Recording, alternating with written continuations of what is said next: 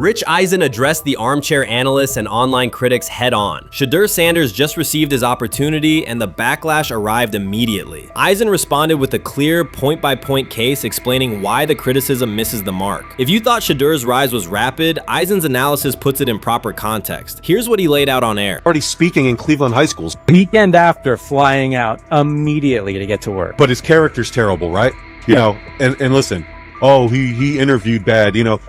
According to who? The New York Giants? No offense, Bert. The same New York Giants that gave Daniel Jones a huge contract and let Saquon Barkley out the door. That's the intel we're trusting here? That was for him to celebrate. He just made, I mean, look, he put in work in college. He had the privilege of being coached by his father. Which we all would love and do. Turned around not one, but two programs in college football. And then literally for any athlete, being drafted at the highest level is a success story in itself. Rich Eisen delivered a direct response to the critics. He addressed the online claims reducing Shedeur Sanders to Deion Sanders' son instead of evaluating him as a quarterback on merit. Eisen challenged those assumptions and refocused the discussion on performance, preparation, and opportunity. Say Kenny Pickett had strained his hamstring. Shedeur, they say his first day in pass, 9 for 9, 2 touchdowns, no interceptions. They were just hating on this young guy. Within minutes, Rich Eisen delivered a structured breakdown, addressing each claim with evidence and dismantling weak narratives through clear analysis. He replaced speculation with data and kept the focus on what matters: decision-making, accuracy, leadership, preparation, and game management. The reality is simple. Shedeur Sanders was not given this opportunity. He earned it through performance and consistency against real competition. He accepted the role, met the standard, and handled the moment with professionalism and urgency. No shortcuts, no favors, just results and readiness. Eisen's point was direct. Evaluate Shedeur on his work, not assumptions, and acknowledge that he has justified the opportunity on the field. I've done it at 2 locations already, so it's simple. So that's why when people say I'm not, you know, one of the top quarterbacks or the top quarterback, because what are y'all going based off of? Because I did it year after year after year, and you see the progression.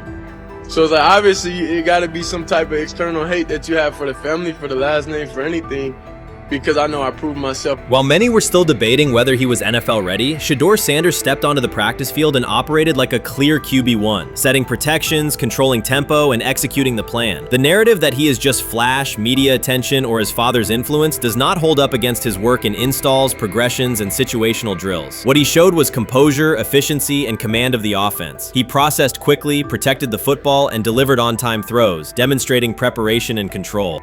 I'm a firm believer. If I wanted Shedeur Sanders at 2, at worst at 33, of course I already think that he's better than other quarterbacks. Because that's the type of talent, that's where I would have picked him at. And if he was at 2 or 33, and he still had the same exact skill set, we would be talking about him starting and playing. Right. Well, there'd only be 3 quarterbacks. It'd be 3 quarterbacks, not 4. Not 4, yeah. But since he moved to the 5th round, that's cool. They might have to go along with it. But to me, I think if you ask who got the best tools, I'm going with Shedeur Sanders. From the first day of camp, he was not there to get by. He arrived to lead. There was no hesitation in installs, no lapses in fundamentals, just precise timing, clean footwork, and consistent velocity to every level of the field. He managed protections, controlled cadence, and delivered in situational work, showing command rather than learning on the fly. The approach was efficient and disciplined, with attention to detail and progressions and ball placement that reflected preparation, not improvisation. At the same time, Rich Eisen addressed the narrative directly and backed it with evidence. He laid out clips, context, and performance markers to cut through speculation. Eisen emphasized that Shedeur Sanders did not step into this moment because of publicity. He built toward it through sustained work, resilience, and results. The background, media readiness, high football IQ, and a professional approach was developed over years, not days, and it translated to immediate operational control of the offense. The resistance came from familiar places. Some in the traditional guard still framed mobile quarterbacks as limited and expected the nepotism label to define him. That view did not hold up against what was on the field: composure under pressure, secure decision-making, accurate throws into tight windows, and consistent execution in red zone and 2-minute sequences. Eisen's point was clear: evaluate Shedeur Sanders on performance and readiness. The evidence shows he earned the opportunity and is meeting the standard with accountability and consistency. Yeah, teams didn't draft him because they didn't think he was first-round talent. And the quote we played and that's on the screen, I think is flatly wrong. We all know this shouldn't have happened. Yes, it should have. It should have happened because this wasn't. Now, again, teams can be wrong. The league as a whole can be wrong.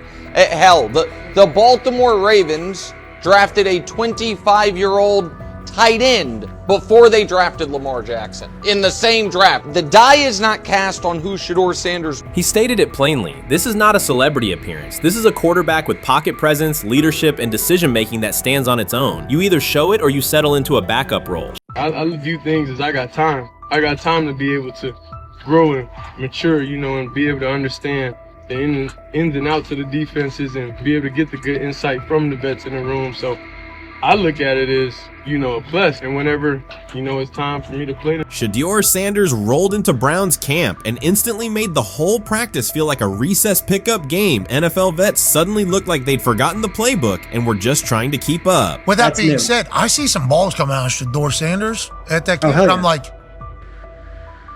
kind of looks like a guy. Yeah, I'm ready. He can sling it. Ready to. I see him, some of the veterans, how they talk to him, mic'd up, see what he's doing in the community. Yep. Talking about Njoku there? Joku, Mike Neb. Yeah, once you see, different little interactions and things like that, I know he has the talent. We'll see. It'll be a competition that usually brings the best out of guys, especially young guys. So I'm interested to see how that quarterback situation. Right after Shedeur Sanders tightened his cleats and the Browns settled in for what they figured was a routine camp day, the whole vibe tilted sideways. No blazing comet, no UFO touching down at midfield, just a swagger-charged quarterback striding in like he'd crashed the wrong league and thought, yeah, I'll stick around and run this show. The Browns had no clue what storm was rolling in. You'd expect an NFL team to do a quick scout, maybe pull up a highlight reel or two, but nope. They greeted Shedeur with a shrug, only to watch him seize the field on snap one and run the whole operation like a seasoned pro. First and foremost, he's been the best quarterback in camp. Now look, Joe Flacco ain't had many opportunities. There was a whole day I saw he didn't throw the ball at all. Here's my theory on the situation. They already know who's starting in the number 2 is. They already know. Joe Flacco and Shedeur Sanders is already locked up. You're missing the boat, people. You're missing the boat.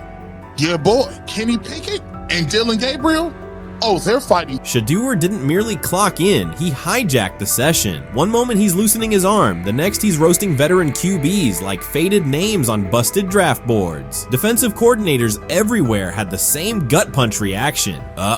His pocket poise, straight disrespectful. His timing, psychic, and every pass left his hand like it was laser guided to its mark. While Shedeur Sanders was slicing up routes, the Browns secondary looked less like an NFL backfield and more like a gaggle of dads sprinting through a Saturday fun run. Big on enthusiasm, short on closing speed. Coaches fought the urge to slam the emergency horn. Players traded wide-eyed, "Are we serious?" stares, and someone even double-checked that a hidden camera crew wasn't about to pop out of the tunnel. But nope, this was pure Shedeur. Half cold-blooded surgeon, half highlight factory. He wasn't dropping a casual "I'm here," he was crafting a masterclass. From the first rep, the tempo changed. Shedeur Sanders accepted the snap with steady footwork, diagnosed the Browns' single high shell, and delivered a tight window seam route that forced the free safety to recover late. Throughout the period, he manipulated leverage with quick shoulder fakes, moved through full field progressions, and released on time from a balanced base, consistently putting the ball on his receiver's upfield shoulder. Cleveland's coverage struggled on multiple fronts. Safeties hesitated between deep half responsibilities and underneath support, creating voids at 15 to 20 yards. Cornerbacks and off-man were caught in trail position when Sanders used rhythm throws on 3-step drops, while those who tried press technique had their inside hand neutralized by his receivers' outside releases. Linebackers widened to match shallow crossers, leaving the middle hook unguarded for pivot routes and option digs. One corner attempted a line of scrimmage jam. Sanders immediately adjusted the route to a back shoulder fade, releasing the ball before the break and rendering the press ineffective. Over the session, he showcased pocket discipline, reclimbing to maintain throwing lanes rather than drifting, and finished with a series of anticipatory throws against cover 2 cloud, fitting vertical outs between the flat and deep half defenders. Sanders' combination of rapid post-snap processing, precise ball placement, and pocket efficiency exposed coverage mismatches at every level and highlighted communication gaps in the Browns' Browns secondary. By mid-session, the Browns defensive staff clearly recognized their calls were outmatched. Every adjustment, a roll to cover 6, a simulated pressure, a late rotate to too high, was neutralized once Shedeur Sanders confirmed the post-snap picture. Routes that had taken weeks to script were beaten by timing and location. Comeback set at 12 yards broke open before the corner's transition. Slot seam outs dotted the void between the flat and deep half defender, and boundary receivers beat press with quick hand techniques, receiving the ball before the trail man could recover. Sanders' command was methodical. He used cadence to freeze plug blitzes, re-ID'd the mic when linebackers sugared the A-gaps, and maintained a firm base so he could reset and fire without resetting his feet. His receivers benefited from that rhythm. Top of the stem, eyes back. Ball delivered on their upfield shoulder, allowing immediate transition to VIEWERSHIP. The Browns front tried a late stunt to compress the pocket. Sanders climbed 2 steps, re-spotted the shallow crosser, and delivered in stride, turning a potential sack into a 20-yard gain. What stood out most was how little ramp-up Sanders needed. From his first series, he processed full field concepts at tempo, cycling through progression reads without hitching. The poise under interior pressure, consistency in ball placement, and ability to manipulate zone defenders left the Browns' coordinated disguise packages ineffective and forced them into static coverage by the end of the period.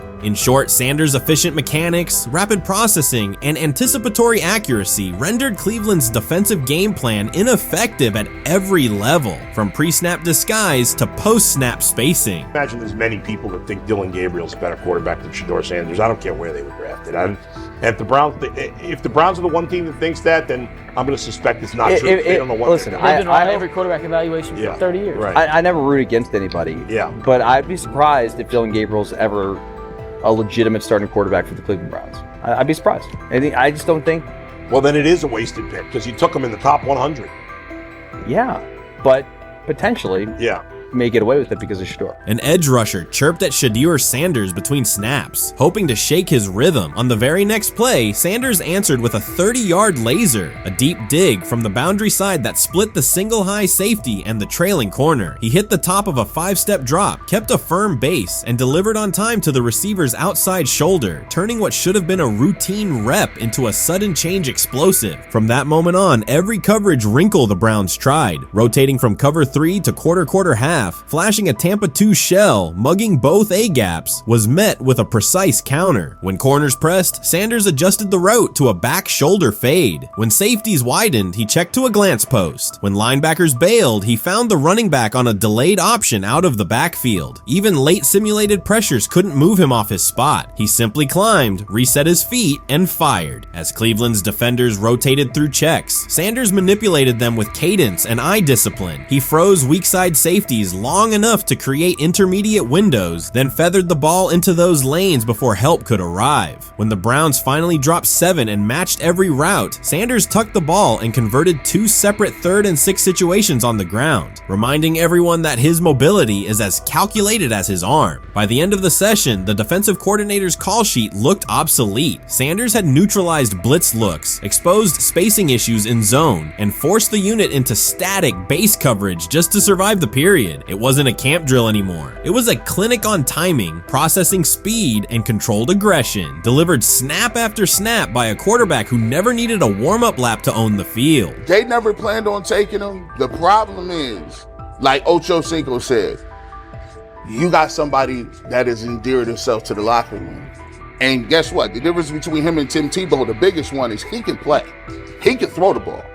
Tim Tebow running around being an H-back, he can throw the ball. And he's done everything he needs to do. He ain't saying nothing. He ain't rocking the boat. He ain't mad about the reps. He ain't mad about none of that. All the people out there want to see is this, like Tyler said earlier. We want to see what he can do with Jerry Jeudy. That's it. I want to see what he can do with David Njoku. I want to see him with Junkins. I want to see him with the first running backs. If you are cooking, if you are beating down the doors with the 3s and 4s, guess what? You deserve more. From the first team period on, Cleveland's secondary looked a step slow. A deep third safety hesitated on a post-snap rotation, leaving Deion Sanders free to climb the pocket and fire a 22-yard out that arrived before the defender could plant and drive. The supporting cast around him, players fighting for roster spots, not Pro Bowl invites, benefited from his command. Sanders used tempo to control the defensive front, altered protections at the line, and located throwing lanes so quickly that one receiver didn't register the catch until he crossed the goal line. As the Browns tried new personnel groups, coverage busts multiplied. Starters slipped out for hamstring stretches while rookies rotated in, only to find the ball arriving on their blind side before they'd completed a midpoint squeeze. On a later 3rd and long, Cleveland finally closed the interior rush lanes, compressing the pocket with 3 defenders. Sanders pivoted through the traffic, stepped into a narrow escape window, and, without resetting his shoulders, whipped a no-look pass to the boundary curl for a fresh set of downs. The throw turned a potential sack into an explosive play and left the coaching staff scrambling for answers. The people who are fascinated by Shedeur for whatever reason, whether it's his play, I guess, last year was kind of fun. If you're just like a guy who grew up like loving Deion Sanders and passed that love on down to your kids, I can see why you're like that. The one thing I will give them is you're looking at this quarterback room. If you're a fan of Shedeur and say, why can't he go beat Dylan Gabriel or Joe Flacco or Kenny Pickett? So I do understand that part of it, right? Because why not? Why couldn't he be a Brown starter in October or November? That looks like a quarterback room where everyone will get a chance to start. Grab hold of the starting job. Yes, but I don't think we're going to know which one until we get deep into August. Now, I think we tracked the reps everybody was getting at practice throughout the OTAs and minicamp.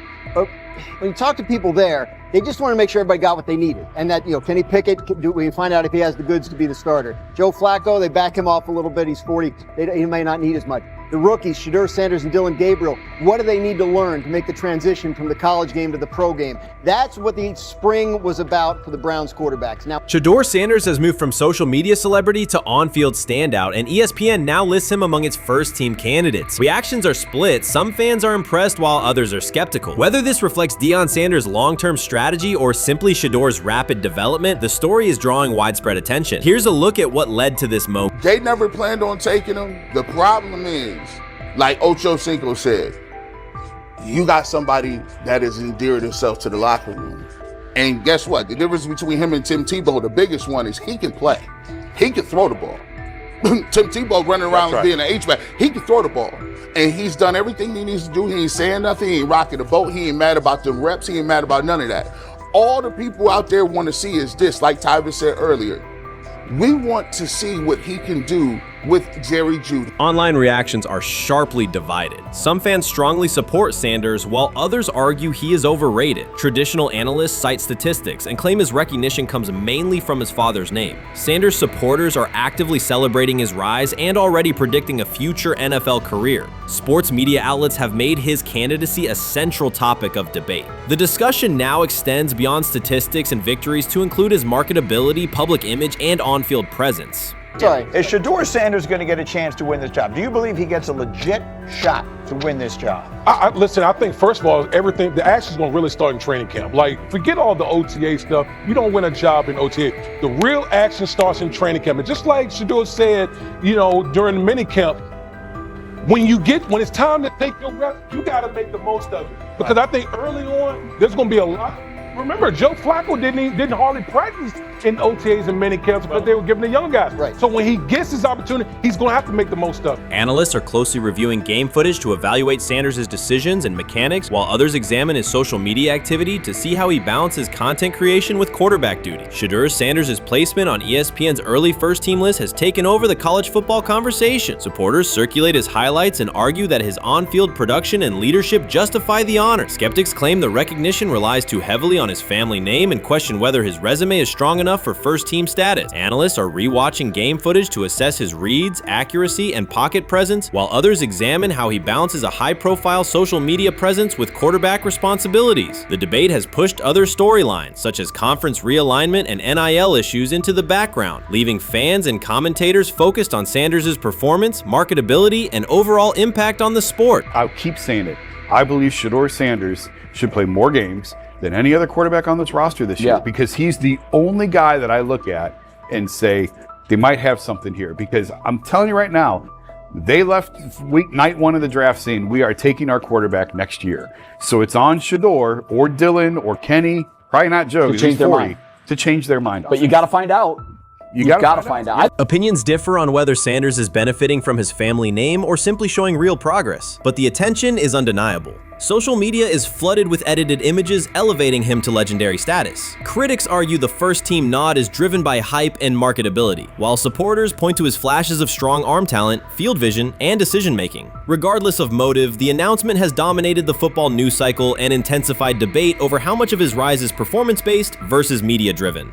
Highlight reels rarely show Sanders' turnovers, late-game mistakes, or inconsistent stretches. Being named to a first-team watch list suggests sustained dominance, something Sanders has displayed only in flashes. His selection appears driven as much by brand recognition and media appeal as by performance. ESPN's decision has intensified debate. Data-driven critics post statistics that question his resume, while passionate supporters predict awards and future NFL success. Commentators recall a time when first-team consideration required years of proven excellence. Yet many fans already see the announcement as confirmation that Sanders is on track for major college football honors. Shedeur Sanders has earned first-team reps when training camp commences later in July. I'm not saying like he's the first guy up when you do 11 on 11s, day 1, 2, 3, 4, 5 at training camp. I'm not necessarily saying that.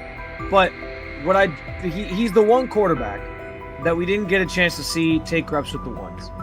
But I think Shedeur has a chance to like make this conversation interesting if he gets those reps with the ones and he has the same success that he did with the 2s, the 3s, and the 4s. I have confidence he can show you something, but I got to see it. We all got to see it before we can actually judge that. Some believe Deion Sanders is already preparing for an award ceremony, while others are furious, threatening to protest ESPN's credibility over Shedeur's first-team mention. Critics argue that honoring Sanders without a full season of elite play undermines college football standards. Supporters insist his performance and profile justify the recognition. The debate reflects a broader clash between traditional merit-based evaluation and modern brand-driven visibility. In today's landscape, first-team consideration is no longer only about statistics. It also involves marketability and audience engagement. Whether welcomed or rejected, Sanders commands attention and embodies the sport's shift toward both performance and personal brand. You made an interesting point. So I tend to have the drip, drip, drip. This was my Johnny Manziel theory, is that everybody makes mistakes, especially when you're young. But if I see 2, 3, 4, 5, then you've got a plumbing issue. It's not just you didn't close the faucet. So there's about 6 pieces of video in college where Shedeur was a little bit of a brat, whatever. Then there's the legendary cringy draft room. Didn't love that as a B prospect. Then there's back-to-back speeding tickets, both over 90, and a missed arraignment. The NFL is navigating unexpected headlines after a former Browns coach publicly defended Shedeur Sanders in response to reports of multiple speeding tickets. The coach's statement has sparked extensive online debate. Supporters welcome the show of loyalty, while critics question the motive. Sanders now finds himself at the center of an unforeseen controversy, and observers want to know why a Cleveland coach is standing so firmly in his corner. The story is developing rapidly and continues to draw intense attention. When it came out that he got a speeding ticket, I said it's not really that big a deal. I feel very differently about it now. Over 40 miles an hour over the speed limit, less than 2 weeks after you just got a ticket. I don't know if that's entitlement or immaturity. There's got to be some teams that are feeling very good right now that they didn't draft him. Observers are focusing on Shedeur Sanders' recent speeding ticket, treating the violation as a measure of his character and sidelining his athletic, academic, and philanthropic accomplishments. The incident, driving 15 miles per hour over the limit in a borrowed Lamborghini, has drawn sharp criticism. In response, a former Cleveland Browns coach has taken the opportunity to comment, even though the franchise is widely viewed as unstable due to its frequent coaching changes and limited on-field success. By defending Sanders, he presents himself as an authority on discipline and leadership. The statement, coming from an organization seldom praised for stability, has nonetheless attracted considerable attention across the league. You want to defend him a little bit. I thought this was an interesting take. Yeah, I thought it was really interesting that you said you were out because of the speeding tickets. To me, that's such a minor thing. You were so high on him in terms of his completion percentage in OTAs, and I thought that was a little aggressive on your part. But with the speeding tickets, I got a speeding ticket the first night of the draft, my first year there. I thought maybe I'd get the benefit of the doubt, but they gave it to me anyways.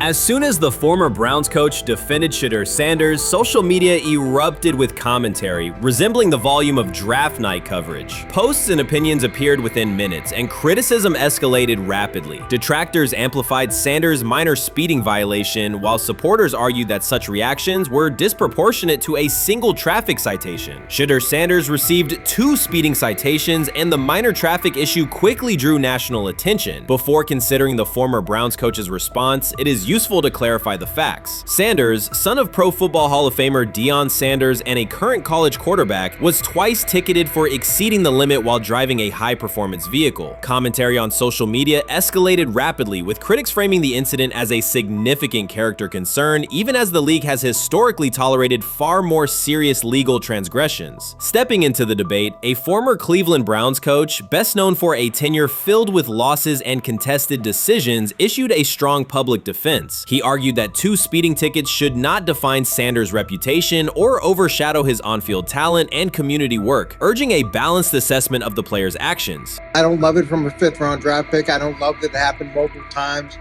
but I do think that this is the first time he's been away from his dad, and there's gonna be some growing pains now.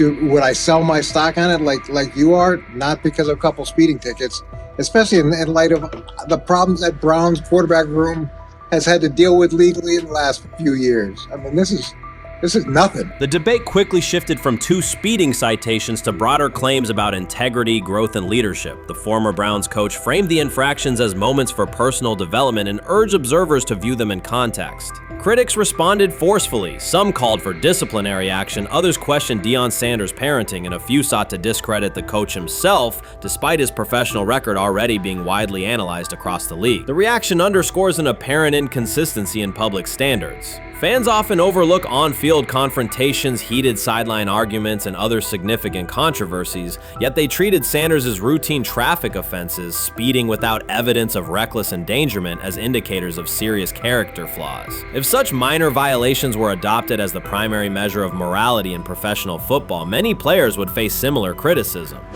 Sports media amplified the story almost immediately. Television panels dissected Shedeur Sanders' decision-making, treating 2 speeding tickets as indicators of deeper character concerns. Networks aired detailed segments under banners such as red flags and road rage, repeatedly questioning whether the citations might affect his draft evaluation. Although Sanders is already regarded as a first-round prospect, analysts emphasize that NFL teams value discipline and legal awareness when forming final assessments. Many commentators overlook the fact that other high-profile players have faced more serious offenses without similar scrutiny. Throughout the coverage, the former Browns coach defended Sanders, portraying him as a talented quarterback subjected to disproportionate criticism in a culture that expects near-perfect conduct. His argument was thorough and methodical, asserting that the traffic violation should not overshadow Sanders' skills, work ethic, or future potential.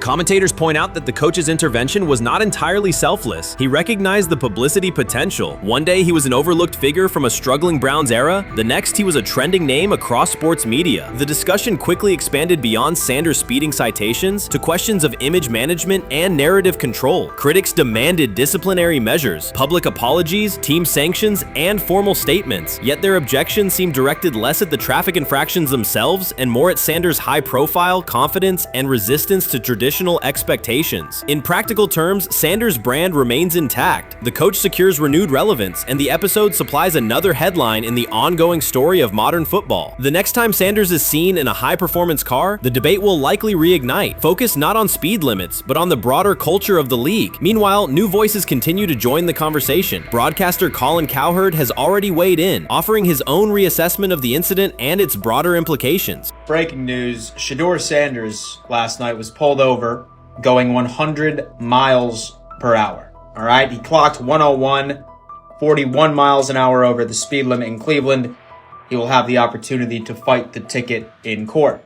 Now, I'm not exactly sure where he was pulled over, whether or not that it was in Ohio or whether or not that it was in his home state.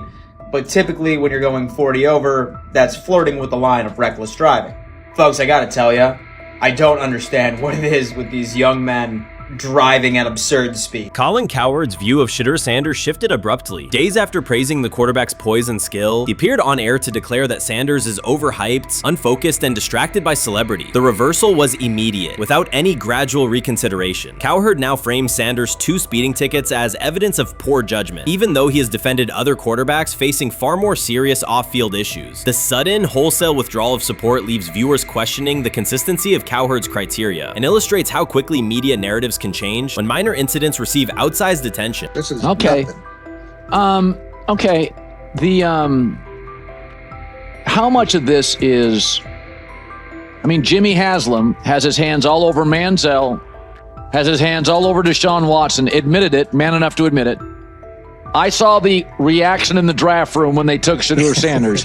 Pretty obvious it wasn't the coach and the GM's pick. How much is this team has 8 last place finishes in 13 years owning it. How much of this is we don't have a very good owner here like Washington, D.C. and the Commanders? Yeah, I didn't love the owner stepping in and saying, hey, you got to take this guy in the 5th round.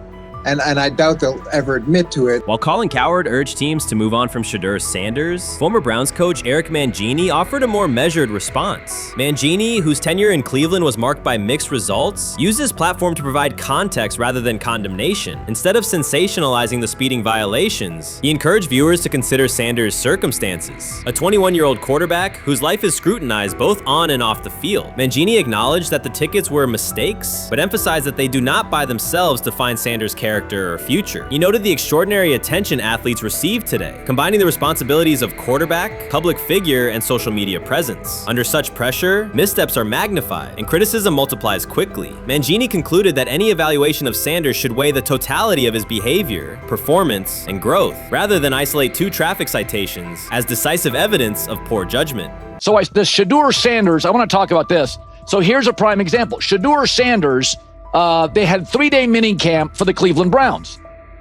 And now Jimmy Haslam actually has some money. The Bengals owners and the Rooneys are near the bottom of the league in net worth. But what the Browns have is what I would call the Buffalo Bills used to have this years ago, pre-Josh Allen. What are Browns veterans saying about Shedeur Sanders behind closed doors? According to internal discussions, the feedback goes beyond casual praise. Several veterans describe his performance as franchise level. Private locker room conversations compare his command of the offense to established starters. And one senior assistant reportedly called him Sunday ready after a single walkthrough. The consensus is that front office staff and coaches have taken serious notice. Inside the Browns facility, informal conversations circulate among players and coaches. These remarks carry significant weight in personnel evaluations and often influence practice rotations. When veterans speak this strongly, the message typically reaches decision makers quickly, especially during roster planning. In short, the internal perception of Sanders is already affecting how the staff views the current quarterback depth chart. Browns vets kind of weigh in on Shedeur Sanders and how he's been since he arrived in Cleveland, in Pound Town. And I think it's very, very important that we discuss it, because it'd be really easy for these vets to, this wasn't like a on-the-record interview. This is just kind of back channels into what the vets are saying, the rumors, but the sources telling us. And we have a couple quotes, but Shedeur Sanders, Cleveland Browns, it seems like it's going well. And it's almost like you don't want to talk about it. At the center of the growing internal buzz is Shedeur Sanders, the rookie who entered Berea with late-round expectations but is being discussed privately as a potential long-term starter. This is not a routine camp tale about an extra arm taking practice snaps. Sanders has seasoned teammates, players with playoff mileage, quietly reassessing his ceiling. Observers who overlook these conversations risk missing one of Cleveland's most deliberate personnel moves in years. Sanders is not on the roster because of his surname. The Browns reviewed their quarterback depth, weighed costs, and chose a controlled, development-oriented option they believe can stabilize the position. His presence is already changing practice dynamics. Veterans notice his pocket awareness, adjust routes to his timing, and acknowledge that he processes coverage at an advanced level for a first-year player. Leadership patterns in the huddle feel different. Sanders delivers with precision and composure composure that challenge defenders to reevaluate their calls. The strategic upside is clear. A 4-year rookie contract offers cap flexibility while other franchises cycle through expensive stopgaps. Coaches and front office staff view Sanders as a calculated investment, not a publicity experiment. Outside chatter still focuses on Joe Flacco's age or Kenny Pickett's development. Inside the facility, however, veterans pause film sessions to dissect Sanders' ball placement and progression speed. Position coaches highlight clips where he works through reads decisively and delivers on time, traits rarely attributed to rookies. Sanders' confidence is measured rather than theatrical. He moves as though the NFL tempo is familiar, and that calm spreads across the roster. Experienced defenders are rechecking the depth chart and asking if the quarterback competition is tighter than publicly acknowledged. Great kid, and whether it's a following that he's earned, I mean, that's something that he's done a great job of interacting with fans, and but he is a great kid. You guys will get to know him more. He's working like crazy, just like all the guys. He's another young man. These rookies, you know, my office is downstairs. As they got to walk by my office as they come in. They come in early. And Shedeur, just like all those guys, he's in there early. He's getting his work done. He has not yet secured the starting job. Evaluations so far come only from brief practice periods, no comeback drives, no national headlines, just steady execution in shorts and helmets. In a league that celebrates splashy debuts, Shedeur Sanders is earning trust rep by rep. Veterans typically withhold judgment until late in camp, yet several are already studying his footwork and timing, which suggests genuine respect. Inside the building, coaches sense that the Browns may have finally found a stabilizing presence at quarterback. Cleveland's recent history underscores why this matters. The team has started 9 quarterbacks over the past 2 seasons, an indicator of instability rather than depth. Sanders arrives with composure, arm strength, and a well-known surname, so any sign of readiness is magnified. Financial context also plays a role. The Browns are allocating a significant portion of the salary cap to Deshaun Watson, whose performance has not matched that investment. To manage costs, the front office signed 4 additional quarterbacks on low-impact contracts. Together, they account for far less than Watson's annual cap figure. If Sanders continues on his current trajectory, that structure could give Cleveland both competitive clarity and much-needed financial flexibility. He's the only person who's come out and say, hey, man, this dude look kind of good, man. Let me tell you what I heard. A lot of people reaching out to players in the locker room and stuff. To me, I think this is it's a red herring. Like, I'm supposed to suspend myself to disbelief that he was going to look bad. I've never expected him to look bad to start with.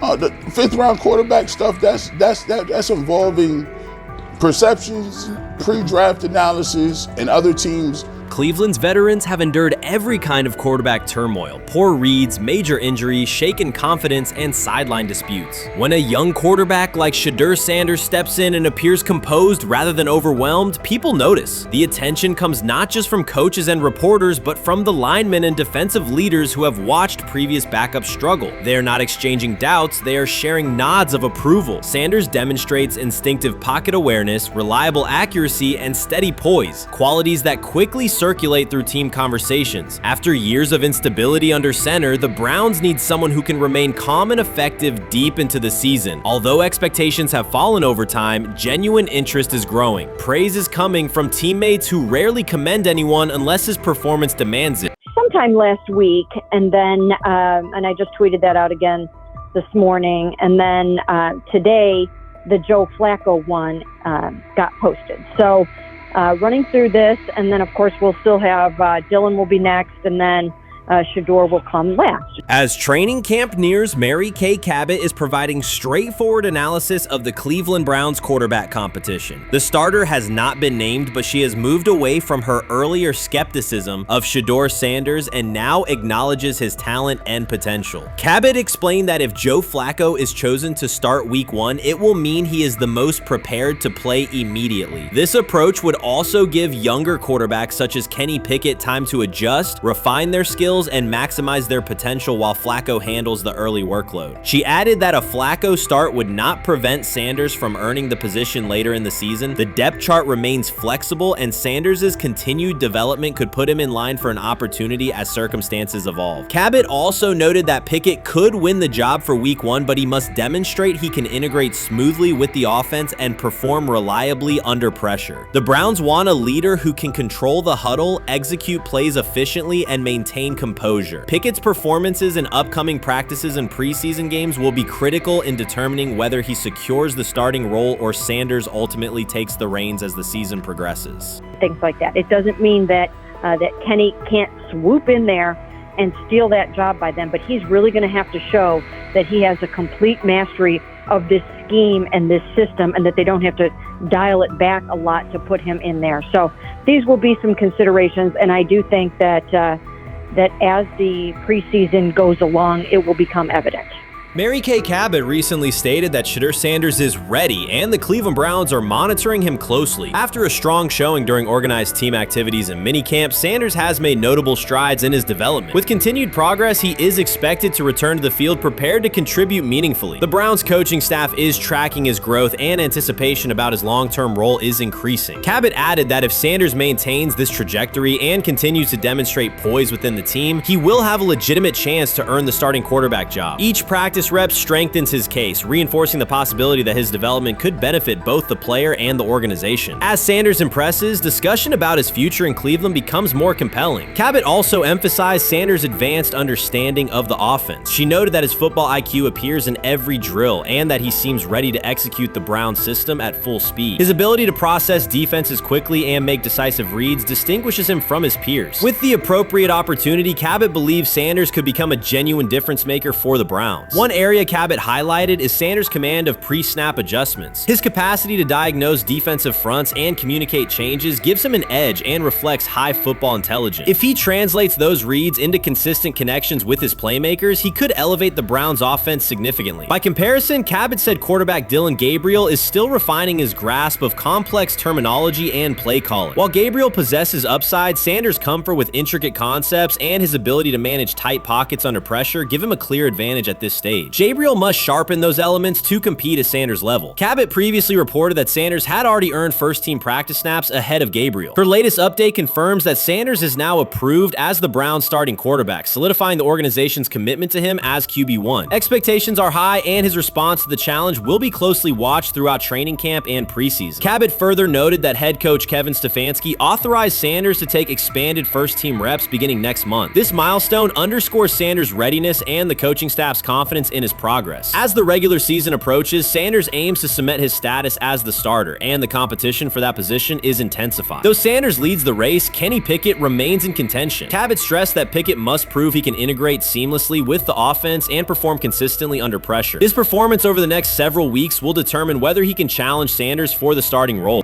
With both quarterbacks vying for the top spot, the Browns' Week 1 starter will be one of the most scrutinized decisions of the upcoming season. For now, Cabot's reporting underscores Sanders' rapid ascent, strong football intellect, and growing command of the offense, qualities that position him well to lead Cleveland's offense when the opportunity arrives. What do you think is happening in Browns camp? What do you think is going to happen there before I let you go, Lewis? You know, I think it really does. It really does all depend on how Kevin is able to, as it relates to Shedeur, work him in enough. Well, one, Shedeur has to earn the right for Kevin and the staff to have discussions about, hey, we got to get him more reps with the ones and twos. We got to get him more reps with the ones and twos when we're going team period, not just walk through or not just 7-on-7 team. Louis Riddick reacted sharply on air after viewing practice footage from the Cleveland Browns. The clip showed quarterback Shedeur Sanders executing a string of precise throws while the Browns head coach watched with a broad smile. Riddick questioned whether the session was focused on evaluation or celebration, arguing that visible enthusiasm from the staff could cloud objective assessment of a rookie's progress. Earlier in the segment, Riddick's tone had been measured once the Sanders highlights appeared. He criticized the perception that a routine practice was being treated like a marquee event. He stressed that coaching reactions should remain subdued until performance translates into game situations. Riddick concluded by calling for accountability and asking the Browns to clarify how they plan to manage expectations for Shedeur Sanders as training camp continues. Couldn't imagine me myself saying, hey, you know what, as someone who has been at the very bottom to try and ascend to like some level of success, I could never imagine going, you know what would be really cool? I'm gonna play a joke on someone like this and make pretend that I'm a GM and I'm drafting you when actually I'm not, and then I'm gonna hang up and just giggle about it. Man, what the hell are we doing? Seriously, what are we doing when we think that that kind of crap is funny? I don't know. Trying to get likes on TikTok. Right words for it. Right, Lewis, I'm gonna say this. I don't have the right words for it. Few situations unsettle a former front office executive faster than watching coaches celebrate a rookie quarterback before pads come on in August. In Louis Riddick's view, the Browns staff did more than acknowledge promise. They acted as though they had already secured their franchise leader. Throughout the session, Shedeur Sanders delivered 40-yard throws off his back foot, ran crisp 2-minute drills, and displayed steadiness rare for a first-year player. According to reports, each successful rep drew audible admiration from the sideline, highlighting how quickly enthusiasm has escalated. When Riddick reviewed the same practice tape and heard the glowing comments, he challenged the reaction on live television. He argued that a few controlled drills should not override the methodical scouting and development work that normally guides roster decisions. Riddick's criticism focused less on Sanders' talent than on the evaluation process. He warned that comparing a prospect to established stars or joking about renaming the stadium creates pressure before the player has taken an NFL hit, faced a disguised coverage, or logged a preseason snap. Praising potential is acceptable, he said, but anointing a savior in July risks repeating the organization's history of premature quarterback expectations. Sanders brings confidence shaped by his father's legacy and his own disciplined preparation, yet Riddick insists that progress must be confirmed over time. He urged the Browns to temper public excitement, follow a structured development plan, and reserve celebratory reactions for on-field results that matter. Regular season production under live pressure, not highlight clips from a midsummer workout. He has to earn that. Kevin has to figure out a way to do that. So then you can reasonably assess what you have in him compared to Dylan Gabriel, compared to Kenny, compared to Joe Flacco. If you don't, then the conversation surrounding him is going to continue to be what it's been, which is, but for some people, he was overhyped all along. He's not that great of an athlete, doesn't have a big enough arm. There's a reason why he was a 5th-round pick, blah, blah, blah, which I don't believe.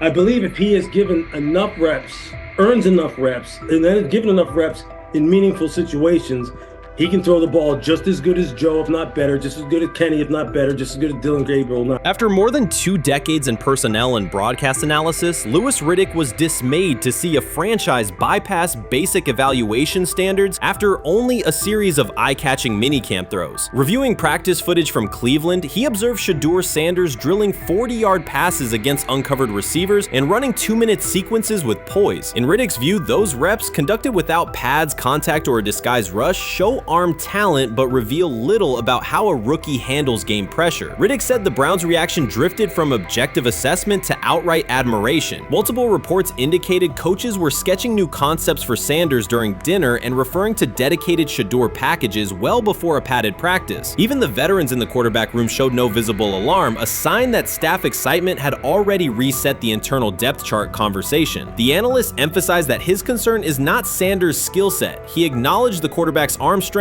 footwork, and composure, but rather how quickly the club appears willing to declare him its long-term answer. Riddick cited several past prospects who received similar midsummer acclaim only to stall once real competition began. Given Cleveland's long history of quarterback turnover, he argued the organization should focus on incremental milestones, processing post-snap reads, surviving live pass rushes, and rebounding from mistakes on Sunday afternoons. Riddick urged the Browns to temper expectations and follow a structured development plan so Shedeur Sanders can progress without undue pressure. One coach reportedly admitted he replayed Tuesday's scrimmage film so often that he lost sleep, an anecdote Riddick offered as proof that enthusiasm is already outpacing reality.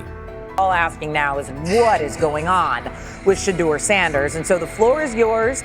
Maybe you can make sense of this free fall with what was at one point the top-rated quarterback in this draft class.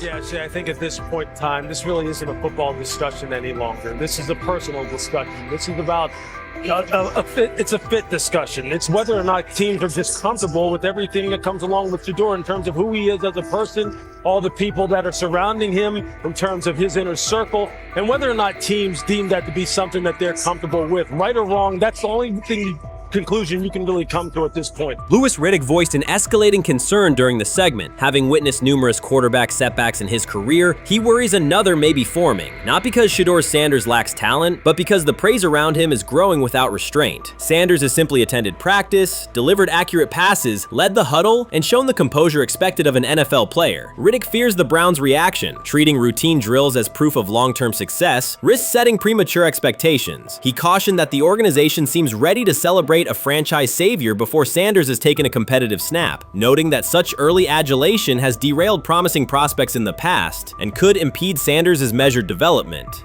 What it is that they're doing is they're treating Shedeur Sanders like a 5th-round pick. Right? We're not covering every 5th-round pick in the NFL hoping that he gets an opportunity to be the starter on day one. We felt like, oh my goodness, they got a diamond in the rough. Shedeur Sanders fell to the 5th round. They felt like they evaluated him there, and that's where they picked him. And they're playing the guy that they picked in the 3rd round over him because they evaluate him at a higher level than what they do Shedeur Sanders. And I get it. The Cleveland Browns are once again creating problems of their own. Their latest misstep centers on Shedeur Sanders. Ryan Clark and Dan Orlovsky have both noted that Cleveland is repeating the same mistakes. The team spent valuable draft capital and is now undermining that investment. This reflects a persistent issue in the organization's decision-making. It's not just a football decision, it's a pattern of self-inflicted setbacks. Habits and some of the traits that we saw show up in college were very prevalent this past weekend against the Rams. Holding onto the football, catching the snap and not reading the defense, kind of evaluating what the defensive line is doing, and then trying to see if you can go make a play, and that's the concern. Okay, it's 1st and 10. They want a play-action double move at the bottom of the screen. The route doesn't win, and then the protection breaks down a little bit. You're taught as a young quarterback, protection breaks down, find the closest check down. It's right there, it's 1st and 10. He gets to like the 4th part of the... The Cleveland Browns have long carried a reputation for instability. Even when it appears they are turning a corner, the organization finds a way to create new problems. Momentum gives way to questionable decisions and progress stalls. The latest situation centers on Shedeur Sanders. It highlights recurring issues in leadership, planning, and execution. Instead of establishing a clear path forward, Cleveland risks undermining its own investment. There's a lot of players who feel like they should have been picked at a certain spot, should have been viewed in a certain way. But when you get on these teams, it's about developing the team, not doing what's individually best for a certain player. And that's what Kevin Stefanski has to do. And I get it. We want to say all the reasons why what's happening to him isn't right. But maybe we aren't right on the way that not only the entire NFL viewed him, but now the Cleveland Browns view him as well. Shedeur Sanders was not brought in to be a placeholder or a scapegoat. He is expected to be the long-term solution, a high-upside quarterback with the tools, poise, and Sanders' pedigree to elevate the roster. The focus should be on developing him and positioning him to lead the team forward. They sabotaged it. They rigged it against him today, putting him in with 3rd and 4th stringers, 5th stringers. You got no shot at quarterback. They threw him in because they didn't want him to make any more splash and put any more heat on Stefanski. It's a desperate, dangerous situation in which he's got no shot, man. He's throwing to Sal freaking Canella. What? But he got sacked 5 times because he's hanging on the ball trying to make a play, and nobody can separate. Then it comes down to a couple of minutes are left, and Shedeur tries to go on the field, and Stefanski puts Tyler Huntley in place of him. Excruciating to watch. Shedeur Sanders brings accuracy at all levels, steady leadership, and the kind of composure that comes from handling pressure. Fans were energized, and the league was paying attention. For once, Cleveland had a credible source of hope at quarterback. Then the familiar pattern returned. Instead of committing to a clear development plan, first-team reps, stable direction, and a defined timeline, the Browns introduced uncertainty and slowed his progress. Rather than building around him and giving Shedeur a direct path to lead, they split priorities and sent mixed signals. The result is momentum stalled at the very point it should be accelerating. I also can't blame anybody who says, I don't necessarily trust this coaching staff to develop a quarterback or to evaluate the quarterback position. They've made some really oddball decisions at this position over the last several years, and I don't blame anybody for questioning, do these guys actually know what they're doing? I don't think that's unfair at all. The thing I would say is that they're desperate. They're very desperate. Like the entire organization is desperate. And if you really think they're going back to the coaches' offices and all getting around the table after session This wasn't about scheme or play design, it was a pattern of mismanaging a young quarterback. From the start, the signs were clear. Shedeur Sanders arrived at camp without priority first-team reps or the confidence-building snaps a rookie need. Instead of a defined development plan, he was asked to compete from behind, treated like a depth option rather than a long-term starter. The message was, earn it later rather than build it now. When game action came, he was put on the field with limited preparation. Protection was inconsistent, and the play calling did little to ease his transition, more a stress test than a structured debut. The approach emphasized survival over progression, creating conditions where mistakes were likely and growth was harder to achieve. Analysts Ryan Clark and Dan Orlovsky highlighted the same points. The issues reflected organizational choices, not a shortfall in Sanders' ability. This was not a rookie collapsing under pressure, it was a franchise failing to provide the support, reps, and clarity required for a first-year quarterback to succeed. Shedeur moves slowly, kind of trying to see what's going on, and then that creates that sack fumble. So a lot of the stuff that we just saw in college is a big deal. This ball gets snapped at the 48-yard line. Defense has won the rep. Play is dead. Throw the ball away. It's first down. But instead we run and it's a 2.5, 3-yard loss. So instead of being 2nd and 10, we're 2nd and 13. We're dead. Again, here's the opportunity to throw the juke route. Hold, scramble. So some of those things that I was and others were concerned about on the college tape showed itself again. This is not the end of the world, though. This is part of his development. Cleveland managed to take a highly promising rookie and within weeks put him in a position where he looked unprepared. Ryan Clark called out the core issue. A first-year quarterback cannot succeed without protection, clear situations, and a controlled environment. Dan Orlovsky added that when a young quarterback isn't given structure, support, or coherent schemes, you're not evaluating ability, you're manufacturing failure. That's what happened to Shedeur Sanders. Browns fans weren't just disappointed with the results, they were alarmed by the process. This is a fan base familiar with quarterback missteps, yet even they recognize the pattern. A talented prospect subjected to poor planning and inconsistent guidance. After one preseason setback, the conversation shifted toward maybe Shedeur isn't ready instead of examining coaching, play design, and preparation. The reality is clear. The question isn't whether Sanders is ready, it's whether the Browns were prepared to develop and support him. Well, that would be a nice exit strategy because he would come up as doing Shedeur a favor. Like one's got to go, right?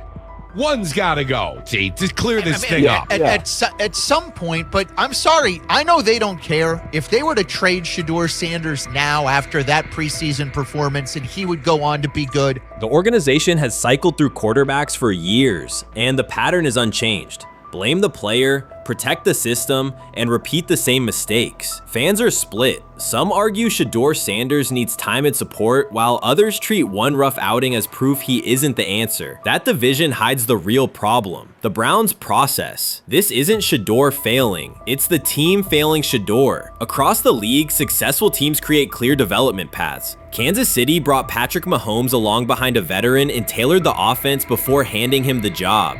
Houston committed to CJ Stroud, built around his strengths, and let him grow with consistent direction. Smart teams invest, protect, and show belief. Cleveland did the opposite with Shedeur. Uneven reps, inconsistent protection, and unclear plans. Then question the outcome. That's not development, it's organizational mismanagement. These players have played a tremendous amount of football. Right. And I remember last year when Bo Nix came out of Oregon, we talked about all the easy throws Oregon creates. Right. The level of the skill players that are around him. And then we watched Bo Nix acclimate to the NFL game extremely quickly. I see a lot of those same traits in Dillon Gabriel. He gets the football out of his hands. He takes the throw that's available to him. He plays on time. And part of whether or not you get an opportunity to get on the field is the people that you're competing against. And I don't mean this in any disrespectful way to Shedeur, because I'm not only a fan, it's somebody I want to see succeed. The Browns will likely present this as part of a deliberate development plan, tough standards, resilience building, and testing a rookie under pressure. In practice, it isn't development, it's a damaging approach that undercuts growth. The organization has not shown a consistent model for nurturing young talent, and Ryan Clark and Dan Orlovsky highlighted that publicly. After Shedeur Sanders stumbled in a preseason game, the reaction was immediate. Headlines, polarized fan takes, and sweeping conclusions about his readiness. The front office offered little acknowledgement of the conditions he was placed in. Clark's point was direct. You do not evaluate a rookie by how he looks in a setup designed for failure. You evaluate him when he's properly supported. Orlovsky explained how poor coaching choices, protection, sequencing, and role clarity can quickly erode confidence and stall development. The issue was not Sanders' ability, it was Cleveland's process, which appeared disorganized and unprofessional for an NFL operation.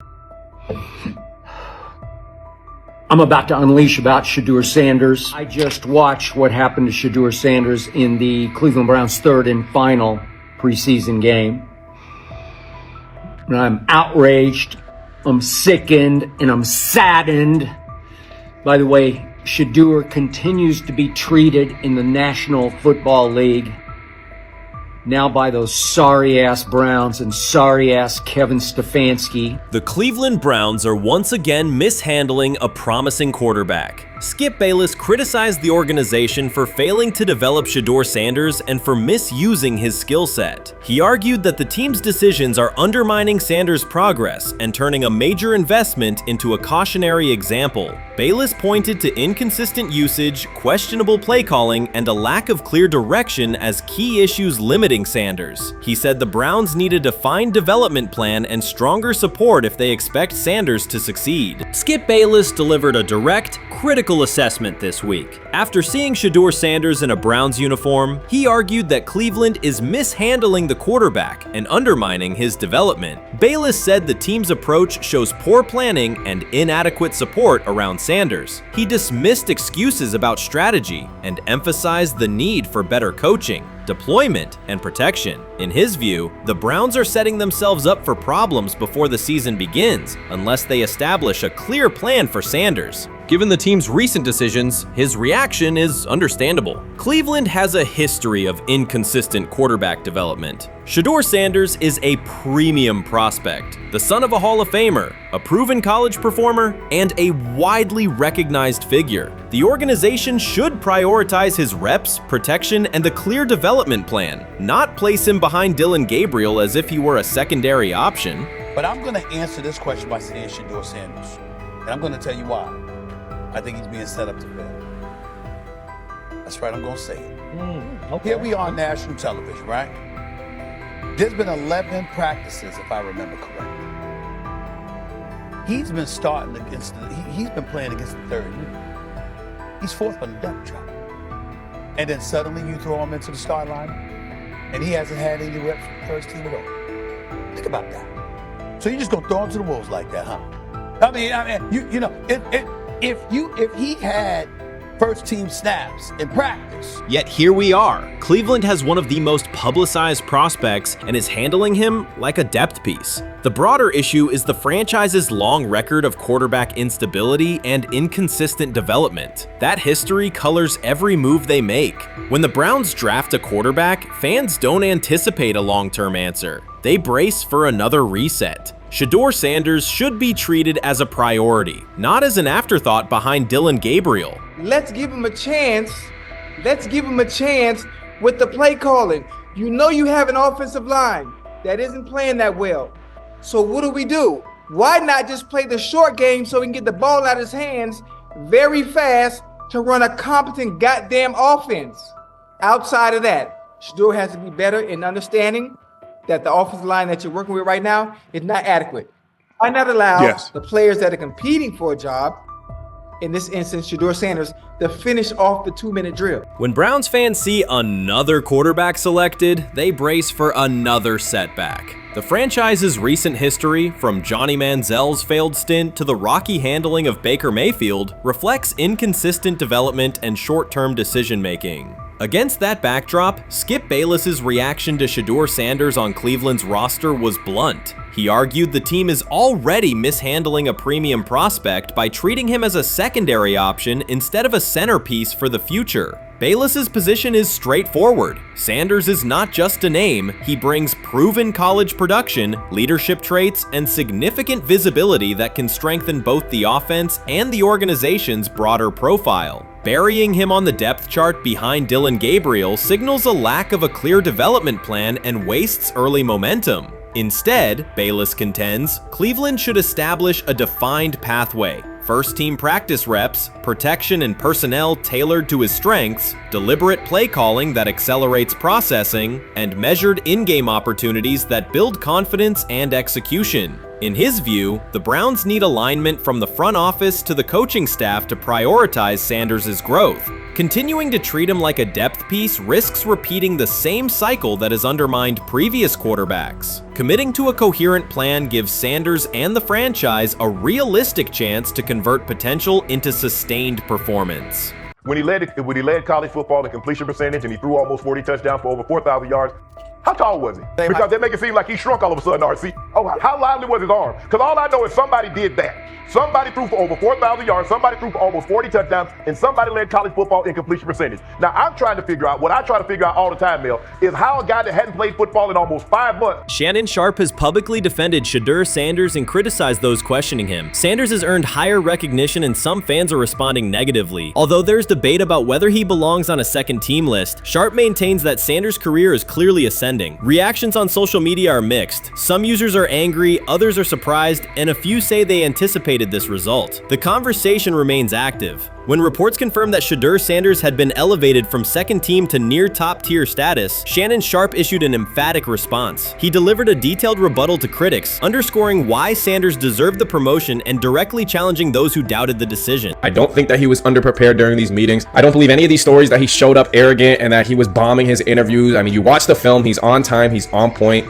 You watch his interviews, he answers like a 10-year NFL veteran. Like, he's clearly dominating OTAs. It's every single day there's a new report of how well he's doing for the Browns in OTAs. And I mean, you can say what you want, it's just OTAs. Okay, if that's your new narrative, then he's doing exactly what he needs to be doing. He's on point, he's on time, he's getting the respect of his teammates, and he's making plays. So we're gonna see years down the line, something's gonna come out that I don't know what exactly it was, but something will come out. Critics have been waiting for an opportunity to dismiss Sanders. They labeled him overrated, accused him of benefiting from nepotism, and claimed his profile came only from his last name and polished image. Within their own echo chamber, they cited every game in which he fell short of huge passing numbers as validation of their doubts. Since Sanders has begun receiving formal recognition, criticism has escalated. A wave of self-appointed analysts is dissecting his throwing mechanics and team role, and many online commentators now argue that his promotion reflects deeper problems within the sport. Shannon Sharpe rejected each criticism directed at Shedeur Sanders. During the broadcast, he turned a routine segment into a detailed examination, acting as presenter, interrogator, and fact-checker. Sharpe walked viewers through game film, season statistics, and scouting reports to show why Sanders merited his recent promotion.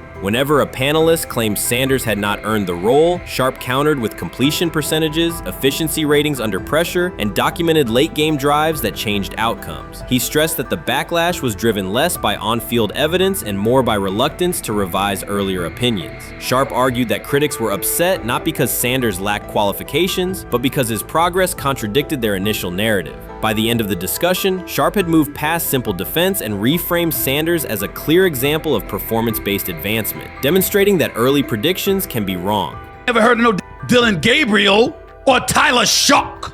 What the hell is that? So how is Shedeur Sanders going behind them? I'll tell you how. Collusion. 4 different times they passed on him. How the hell does that happen? 4 rounds. It doesn't happen to a quarterback. We've never seen anything like this before. Shedeur Sanders with the watch. Shedeur Sanders with his bravado. Shedeur Sanders with this supposed arrogance or whatever. Shedeur Sanders' advancement did not happen by chance. While detractors questioned his resume online, he continued to prepare, attend every practice, and deliver accurate throws under pressure. The contrast between his output and the complaints directed at him has been stark. Some critics even argued the selection committee was, quote, biased toward performance, as if rewarding strong play were improper. Rumors quickly followed. Certain commentators speculated that a public relations push from the Sanders family must have influenced voters, suggesting everything from coordinated media strategies to alleged favors for coaches. None of these theories addresses the basic point. Sanders earned his promotion through consistent production, poise in the pocket, precise ball placement, and efficient decision-making. Shannon Sharpe highlighted these facts during his response. He noted that Sanders' performance performance metrics justify the recognition and emphasize that resistance to the move stems more from prior prejudice than from substantive evaluation. For Sharpe, the goal was clear: present the data, challenge unfounded claims, and correct the narrative. The discussion, therefore, became a broader statement about acknowledging merit and abandoning outdated assumption. Colin Cowherd defend college basketball coaches who have gotten a DUI, come to their defense and say they didn't need to be fired, that they deserve a second chance. But Shedeur Sanders drives 40 miles over the speed limit, gets a one-on-one ticket, and Colin Cowherd comes on his show today and says he's out on Shedeur Sanders. He's seen enough. He can't support him anymore. He can't be in the Shedeur Sanders camp because of the speeding ticket. Shannon Sharpe addressed commentators who portray constant doubt as expertise. Those who discount strong performances with "we'll see," but declare bust after a single mistake. He noted their belief that progress only counts if an athlete visibly struggles. Sharpe's response was methodical rather than emotional. He presented evidence, cited statistics, and calmly refuted each claim. Following his remarks, several critics began revising or deleting earlier posts, recasting themselves as longtime supporters of Shedeur Sanders despite having questioned him for months. Sharpe insists on accountability, naming specific individuals and dates while requesting public acknowledgement of prior errors. He argues that analysts cannot spend months undermining a player's potential and then quietly adopt a supportive stance once the athlete succeeds. These are serious, big-time, top-of-the-line playmakers that they have. If you can go 45 to 42 in the fourth quarter because your quarterback set the school record with 510 yards passing.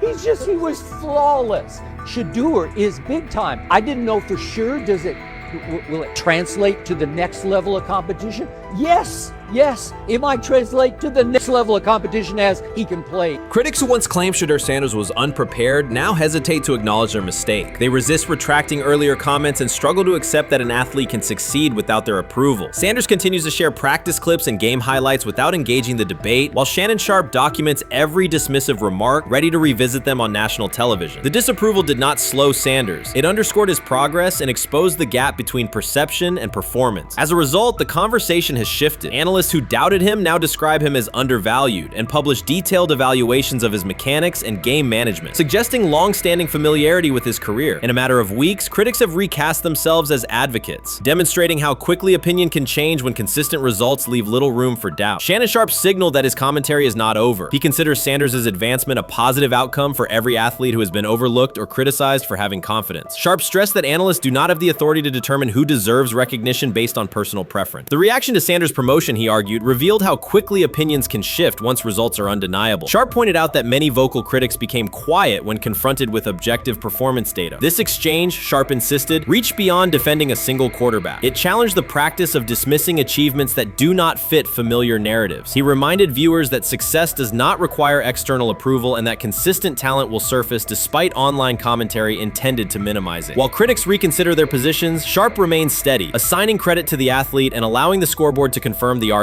In his view, the statistics speak clearly enough. Sharpe also emphasized that the intensity of the backlash must be placed in context. College football is a volatile environment where unexpected outcomes are common. Therefore, declaring failure based on incomplete evidence only weakens the credibility of sports analysis. The discussion underscored the need for measured evaluation rather than reactive judgment. Dak Jackson and him and everybody else that we talked to have said that Shedeur looks good. He looks really good. He looks better. And we got Zach that say Dillon Gabriel ain't even an NFL quarterback.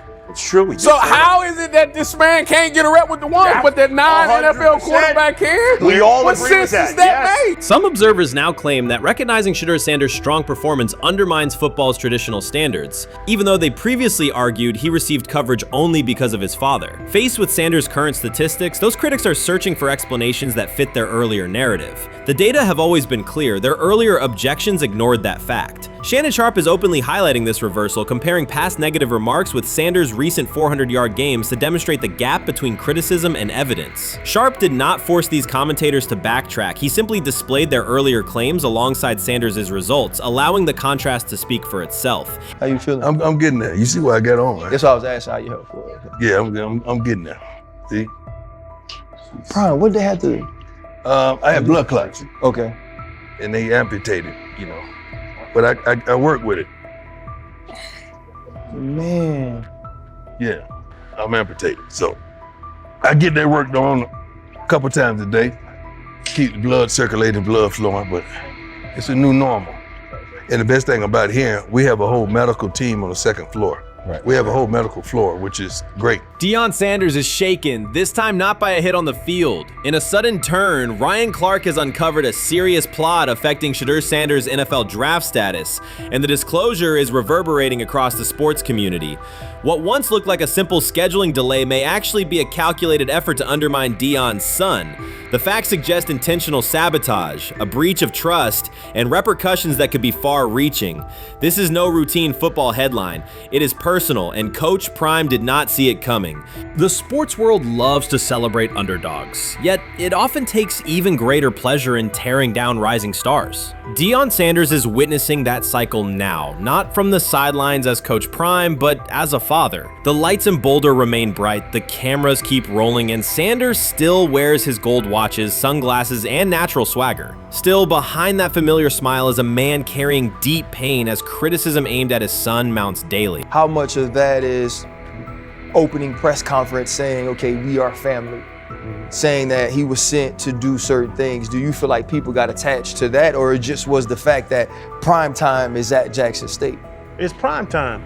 If my son plays cornerback, I want him to be around, in my opinion, the best cornerback ever to touch the field. That's right. If my son played DN, I'd have to talk to you and tell me who's coaching the DNs. That's but right. I was sending my son to play for prime. His pain does not come from critics or losses, but from watching his son, Shedeur Sanders, get pulled into a system where politics outweigh performance. By every metric, arm strength, accuracy, field vision, Shedeur belonged in the top 3 of any NFL mock draft. Defensive coordinators who tried to unsettle him know he never flinches. He owns the unteachable leadership trait that turns strong prospects into franchise cornerstones. Then the narrative shifted. Draft boards that once placed him 2nd or 3rd slid him to 5th, then 12th, and eventually out of the 1st round on some lists. Analysts grew cautious, executives became vague, the statistics stayed strong, and the game film still proved his ability, yet the buzz evaporated.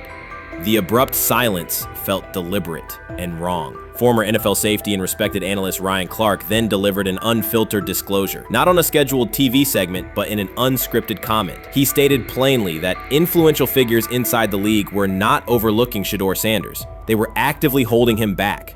The motive, Clark said, was political, and the real target was Deion Sanders, Hall of Famer, architect of Jackson State's resurgence, and the coach who turned a 1-11 Colorado program into a national headline. Deion's refusal to conform, wearing sunglasses indoors, dancing with players, speaking candidly, challenged an establishment that favors predictable images and rehearsed statements.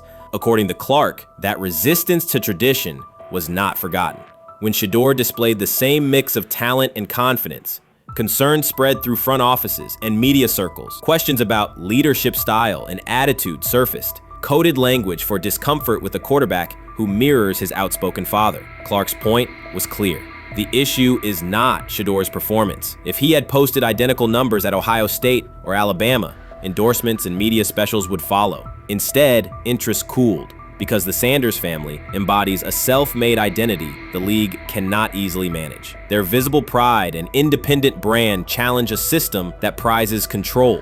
And that threat, not football ability, is what Clark believes is suppressing Shedeur's draft stock. Many observers declared Deion Sanders was finished. They argued that his public style attracted unnecessary attention, that his health had deteriorated too far, and that his coaching career was approaching an abrupt conclusion. They misread his resolve. When speculation intensified, Sanders did not schedule a press conference or issue a formal statement. Instead, he released a short video recorded at his Texas home, walking alongside recording artist Lil Wayne. The footage established 2 facts. Although Sanders still walks with a limp, he remains active, and he intends to return to the sideline. Reports from USA Today and ESPN confirm that Sanders had temporarily left Colorado to recover from a significant, undisclosed medical condition. He lost 14 pounds and missed several summer practices, leading to widespread debate about his future. Unofficial sources suggested complications related to previous blood clot issues, but no official diagnosis was provided. Throughout Sanders' absence, numerous media outlets framed his situation in crisis language, frequently questioning whether he would coach again. By comparison, when coaches such as Lincoln Riley paused their duties for health or family reasons, coverage emphasized understanding and patience, an imbalance that reflects a common difference in how high-profile black coaches are treated. Sanders' silence was not a retreat, it was a period of recovery. During rehabilitation, he relied on family, faith, and trusted colleagues, yet stayed connected to his program through brief online updates. The video with Lil Wayne demonstrated that he retained strong support from influential friends, countering narratives that portrayed him as isolated or on the verge of retirement. The visual evidence showed that his setback is temporary and that he remains determined to lead Colorado into the forthcoming season. Since accepting the Colorado position, Sanders has dramatically elevated the program's national standing. He first drew national attention to Jackson State and the broader HBCU football landscape, then moved to Boulder and transformed a one-win team into a central storyline in college athletics. His approach, combining hip-hop culture, direct communication, and open expressions of faith, has challenged conventional expectations for head coach behavior. Each step forward has been met with heightened scrutiny. His time at Jackson State was labeled a publicity stunt, his departure for Colorado was framed as abandoning HBCU culture, and his social media presence has been cast as distraction from traditional coaching responsibility. Critics often magnify Sanders' missteps and question his motives, while comparable actions by other coaches receive neutral or sympathetic coverage. Showings of enthusiasm from Brett Favre and disciplinary intensity from Nick Saban are celebrated as competitive passion, yet Sanders' displays of confidence are frequently labeled arrogance. The discrepancy illustrates deeper biases rather than differences in performance. Sanders' success challenges entrenched expectations of how a college football leader should look, speak, and act, especially a black coach who refuses to downplay his identity. During his convalescence, Sanders maintained close communication with his staff and athletes, reinforcing the standards he had established: discipline, accountability, and belief. The program's daily messaging continued to emphasize preparation and resilience, signaling that Sanders' influence persists even when he is away from campus. Athletes echoed his mantras during workouts, confirming that his leadership extends beyond physical presence. Sanders acknowledges the seriousness of his medical challenge, but has refused to let it define him. He has publicly discussed leaning on scripture and prayer, explaining that his purpose as a mentor, father, and coach extends beyond personal adversity. In that context, the video of him walking in the Texas sun was less a strategic media effort than a straightforward demonstration of continued commitment to his team and mission. Colorado still requires Sanders' vision. Prior to his arrival, attendance was low, national media attention was minimal, and recruiting momentum had stalled. Sanders' leadership brought renewed energy, authentic identity, and higher standards of accountability. Players who previously lacked representation in college football leadership found a coach who shares, affirms, and elevates their cultural background. Sanders supplements conventional coaching priorities, scheme, fundamentals, and execution with empowerment initiatives that cultivate self-confidence and authenticity. As preseason camp approaches, Sanders intends to resume full involvement, even if medical recovery remains ongoing. His presence is expected to restore on-site leadership, stabilize the locker room, and direct media coverage toward on-field progress. For Sanders, the objective extends beyond compiling wins. It includes completing a cultural transformation that expands how success and leadership are defined in modern college football. Those who predict his decline overlook the underlying traits, faith, perseverance, and purpose that have supported Sanders throughout his career. Doubts, rumors, and disproportionate scrutiny have followed him from playing days into coaching, and he has consistently responded with results. His current health setback is another obstacle, not a conclusion. The broader initiative he leads, centered on authenticity, opportunity, and high standards, continues. When Sanders returns to the sideline, it will mark the next stage of a movement he has guided from Jackson State to Boulder. The recent period of quiet has been strategic rather than passive. Instead of defending himself in daily briefings, Sanders focused on rehabilitation, remote program oversight, and family support. Each brief social media message reinforced a consistent theme: faith and preparation. He has articulated gratitude for medical professionals and has reiterated that his mission at Colorado is unfinished. His public references to scripture have been direct but measured, aligning with his long-standing practice of integrating faith into leadership. By walking through his ranch with Lil Wayne, Sanders signaled continuity. The clip underscored that influential supporters remain engaged, that Sanders' broader network values his vision, and that he remains capable of navigating physical challenges. The visible limp was not evidence of imminent retirement. Rather, it documented the reality of ongoing recovery and the resilience with which he approaches each obstacle. Colorado's athletic administration and football staff continue to affirm Sanders' program direction. Recruitment communications cite his established record in fostering cultural relevance and national exposure. Prospective athletes respond to a coach who presents a transparent path to development, both on and off the field. Current players refer to Sanders' coaching points with clarity, citing specific drills and expectations that remain unchanged during his absence. These indicators demonstrate that the core structures Sanders implemented are functioning and that his return will be an amplification, not a restart. Criticism regarding Sanders' public persona often conflates media style with coaching substance. Analysis from opponents suggests that social media engagement dilutes football preparation, yet Sanders' staffs emphasize time management and delegation. Defensive and offensive coordinators handle in-game adjustments while Sanders directs overall culture, recruitment, and leadership. He has articulated that visibility serves to amplify program accomplishments and enhance player opportunities, not replace strategic football planning.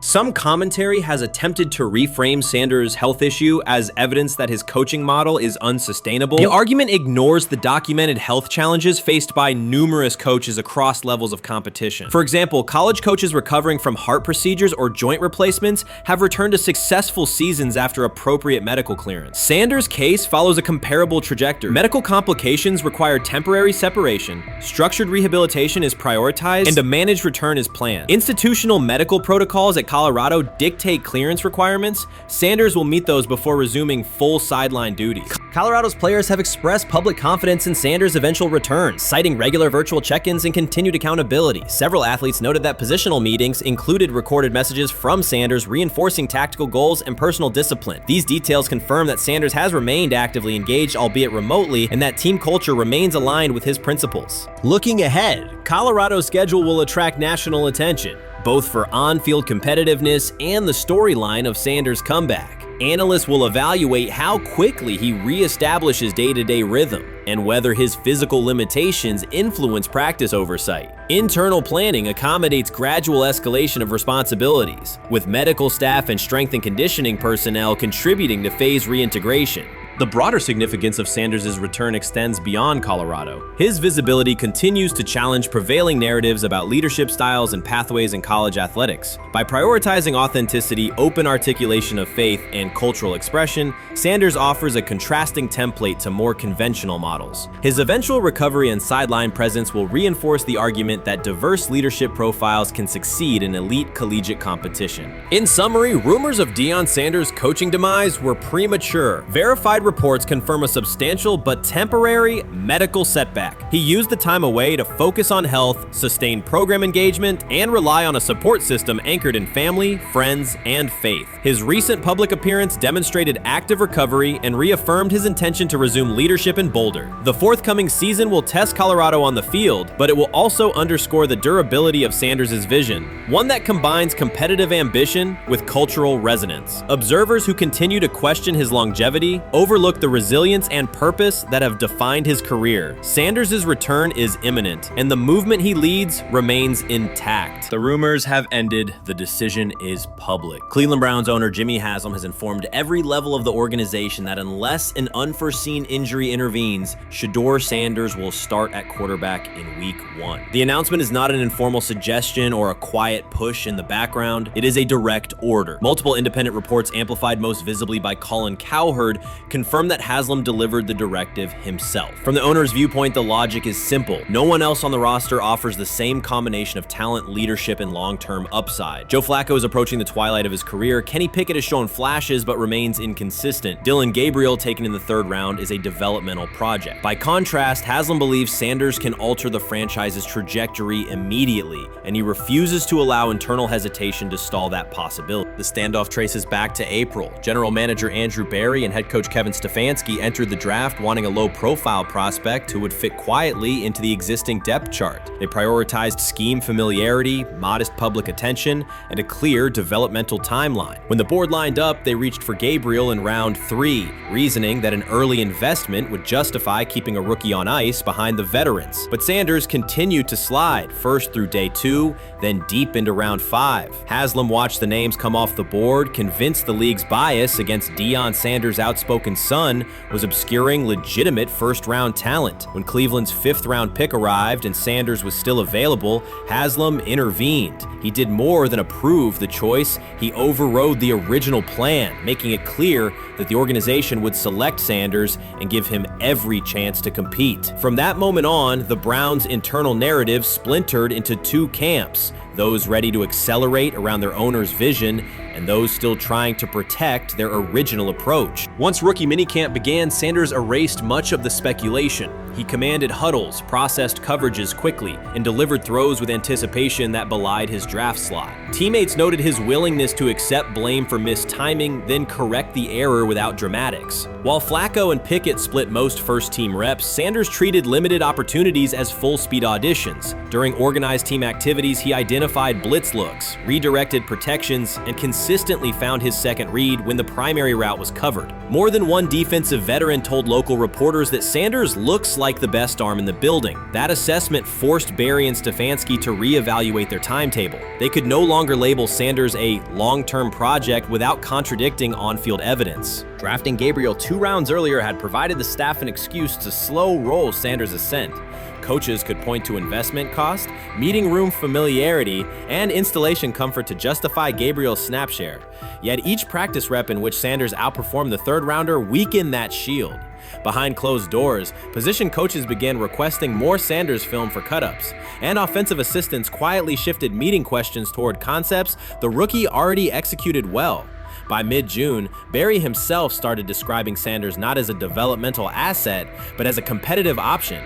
Those subtle linguistic changes signal the front office's recognition that the narrative had moved beyond their control. Haslam's history with quarterbacks is well documented. His pushes for Johnny Manziel, Baker Mayfield, and Deshaun Watson were high-visibility swings, each driven in part by a desire to generate excitement as well as wins. Critics highlight those choices to question his evaluation track record, yet Haslam perceives Sanders differently. Where Manziel carried off-field concerns, Sanders brings a reputation for professionalism. Where Mayfield's leadership style divided veterans, Sanders' approach has united receivers and linemen. Where Watson's trade involved unprecedented controversy, Sanders arrived at minimal draft cost. Haslam sees a rare chance to capture star potential without mortgaging the future, and he is unwilling to cede that upside to cautious pacing. Cleveland's supporters, weary of revolving door quarterbacks, have rallied around Sanders with unexpected speed. Sales of customized Sanders number 2 jerseys surged within days of rookie minicamp. Training camp ticket requests spiked once local media circulated videos of Sanders making NFL-caliber anticipation throws during 7-on-7 periods. The mood in Northeast Ohio has changed from tentative hope to active belief. Longtime season ticket holders who once shrugged at preseason storylines now debate Sanders' footwork at neighborhood barbecues. Social media engagement for Brown's content has climbed, driven by highlight compilations of the rookie threading seam passes between linebackers and safeties. All of this places Kevin Stefanski in a fragile position. If he opens week 1 with a veteran starter and the offense sputters, criticism will be swift. Each stalled drive will be interpreted as evidence that he ignored the owner's edict and the fan base's intuition. Conversely, if he names Sanders the starter solely under pressure, any early struggles could be framed as proof that Sanders was rushed, further exposing Stefanski to blame. The only sustainable solution is conviction. Either stand behind a veteran with clear strategic reasoning or embrace Sanders fully and structure the offense around his strengths. Splitting the difference, rotating series, delaying first-team reps, or using vague competition language will satisfy no one and likely jeopardize locker room clarity. Sanders' personal approach has reinforced Haslam's confidence. Instead of taking post-draft downtime, he traveled to Texas to train in full Browns gear at facilities near his father's home. The leaked clip of Sanders executing footwork drills in helmet and pads wasn't a marketing ploy. It was a glimpse into a quarterback visualizing Week 1 live. Team personnel who viewed the footage recognized purposeful rehearsal, cadence calls, pocket movement against simulated pressure, and follow-through adjustments based on imagined rush lanes. Observers asked why a rookie would conduct such intense solo sessions in May. The answer is straightforward. Sanders does not view himself as a developmental pick. He considers himself the starting quarterback of the Cleveland Browns and prepares accordingly. On pure ability, Sanders' arm strength ranks with the league average for starters. His accuracy to the intermediate middle, an area where the Browns' current scheme generates high leverage completions, has drawn consistent praise from receivers. The primary areas still under review are blitz recognition and live bullets and timing on deep outbreaking routes versus press coverage. Those developmental checkpoints are significant, yet daily practice reps show acceleration. In contrast, Flacco's mobility limits the boot action game that Stefanski installed to help Mayfield early in his tenure. Pickett can extend plays, but struggles to attack tight windows between linebackers and safeties, an essential requirement in Cleveland schematics. Gabriel remains an unknown at NFL speed. Thus, the competitive landscape favors Sanders sooner than the coaching staff originally planned. The franchise now stands at an inflection point. Haslam's mandate, the locker room's growing support, and the fan base's enthusiasm all tilt towards Sanders. The front office's earlier strategy, anchored in patience and quiet development, is increasingly untenable. Barry's shift in messaging indicates grudging alignment, but final authority over the depth chart rests with the coaching staff, unless ownership directly intervenes on game day decisions. A move rare but not unprecedented in the NFL. Should Stefanski align with the owner and name Sanders the starter before preseason concludes, he can claim proactive vision and tailor the offense through training camp. Should he resist and open with a veteran who falters, he risks rapid loss of credibility and possibly his position. Either path carries pressure, but only one aligns with the momentum sweeping through the building. For 2 decades, the Browns have cycled quarterbacks without securing a stable star. Each new hope, whether draft pick or trade acquisition, has collapsed under injuries, inconsistency, or organizational disarray. The possibility that Sanders could finally anchor the position is not merely a football storyline. It is a potential cultural reset for a fan base defined by resilience. Haslam's insistence reflects that awareness. Cleveland needs a leader who can win on Sundays and project confidence every other day of the week. Sanders has shown he can shoulder expectations without retreating from scrutiny. That trait, more than arm talent alone, is why the owner views him as indispensable. Voluntary workouts transition to mandatory minicamp next week. If Sanders receives a substantial share of first-team snaps, observers will interpret it as the staff's acknowledgement that the competition is tilting decisively. A public declaration may not follow immediately, but every rep allocation is a signal. If, however, the staff continues funneling most top unit snaps to Flacco or Pickett, tension will escalate. Local media will question the evaluation process. National analysts will debate the merits of letting a rookie learn through live action versus controlled practice. Inside the facility, players will recognize any disconnect between performance and opportunity, and unity could fray. The Browns have reached a decisive moment. Shedeur Sanders has demonstrated the skill, poise, and work ethic to justify starting in week 1. Jimmy Haslam has publicly positioned him as the future, and by implication the present of the franchise. Kevin Stefanski and Andrew Barry must either endorse that vision or brace for the consequences of delaying it. For Cleveland fans, the significance is clear. A legitimate chance to exit the cycle of quarterback uncertainty and rally behind a signal caller capable of commanding the field and galvanizing the city. Whether that opportunity is seized promptly or postponed will define the Browns' 2025 season and likely the tenure of the decision makers involved. They have never loathed college football itself. They have resisted the people determined to reshape it. When Deion Sanders, black, direct, unapologetic, walks into a room of power brokers and speaks with authority instead of deference, critics recoil. During his playing days, they complained about celebrations and gold chains. Now that he is a head coach, mentor, and father, they label him something more polite, but just as dismissive, a problem. At Big 12 Media Days, Sanders addressed the accelerating chaos of the name, image, likeness market. He said college football needs a salary cap, not to hobble players, but to impose order on a system that showers unproven freshmen with 7-figure promises while the rest of a roster hunts for scraps. He called the situation unsustainable. Within hours, ESPN commentator Paul Feinbaum branded him a hypocrite, arguing that Sanders profited from NIL at Jackson State and now wants rules only because his most marketable athletes have moved on. The accusation spread quickly because it fit a comfortable storyline. Outspoken black coach gains from change, then protests when the advantage disappears. That framing ignores context. Sanders never criticized players earning money. At Jackson State, he urged corporate sponsors to partner with athletes who had been invisible to major brands for decades. What he wants now is stability, standardized guidelines, basic financial literacy, and roster balance that prevents locker rooms from fracturing over uneven payouts. When other coaches, Nick Saban, Dabo Swinney, Lane Kiffin, voiced similar concerns, they were praised for foresight. When Sanders spoke, the tone shifted to suspicion. The difference is not the message, it is the messenger. Feinbaum's response followed a familiar script. When black leaders question the structure of the sport, their motives are interrogated, their credibility attacked, and their competence doubted. He did not level the same charge at Jimbo Fisher when Fisher complained that NIL disturbed recruiting. He stayed silent when Kiffin lamented the transfer portal. But Sanders, who raised enrollment and television ratings at Jackson State, brought unprecedented attention to Colorado in one season and consistently mentors players beyond football, was called opportunistic. Feinbaum dismissed the cultural impact Sanders created, the exposure for historically black colleges, the draft picks developed, the infrastructure improved, reducing his work to a marketing stunt dependent on star sons Shedeur and Shiloh or two-way standout Travis Hunter. Sanders did not retaliate. He returned to practice, media obligations, and recruiting. His confidence is rooted in faith and in the responsibility he feels toward young athletes whose lives will extend decades beyond their highlight clips. When he asks for NIL boundaries, he is thinking about freshmen handed large sums without guidance,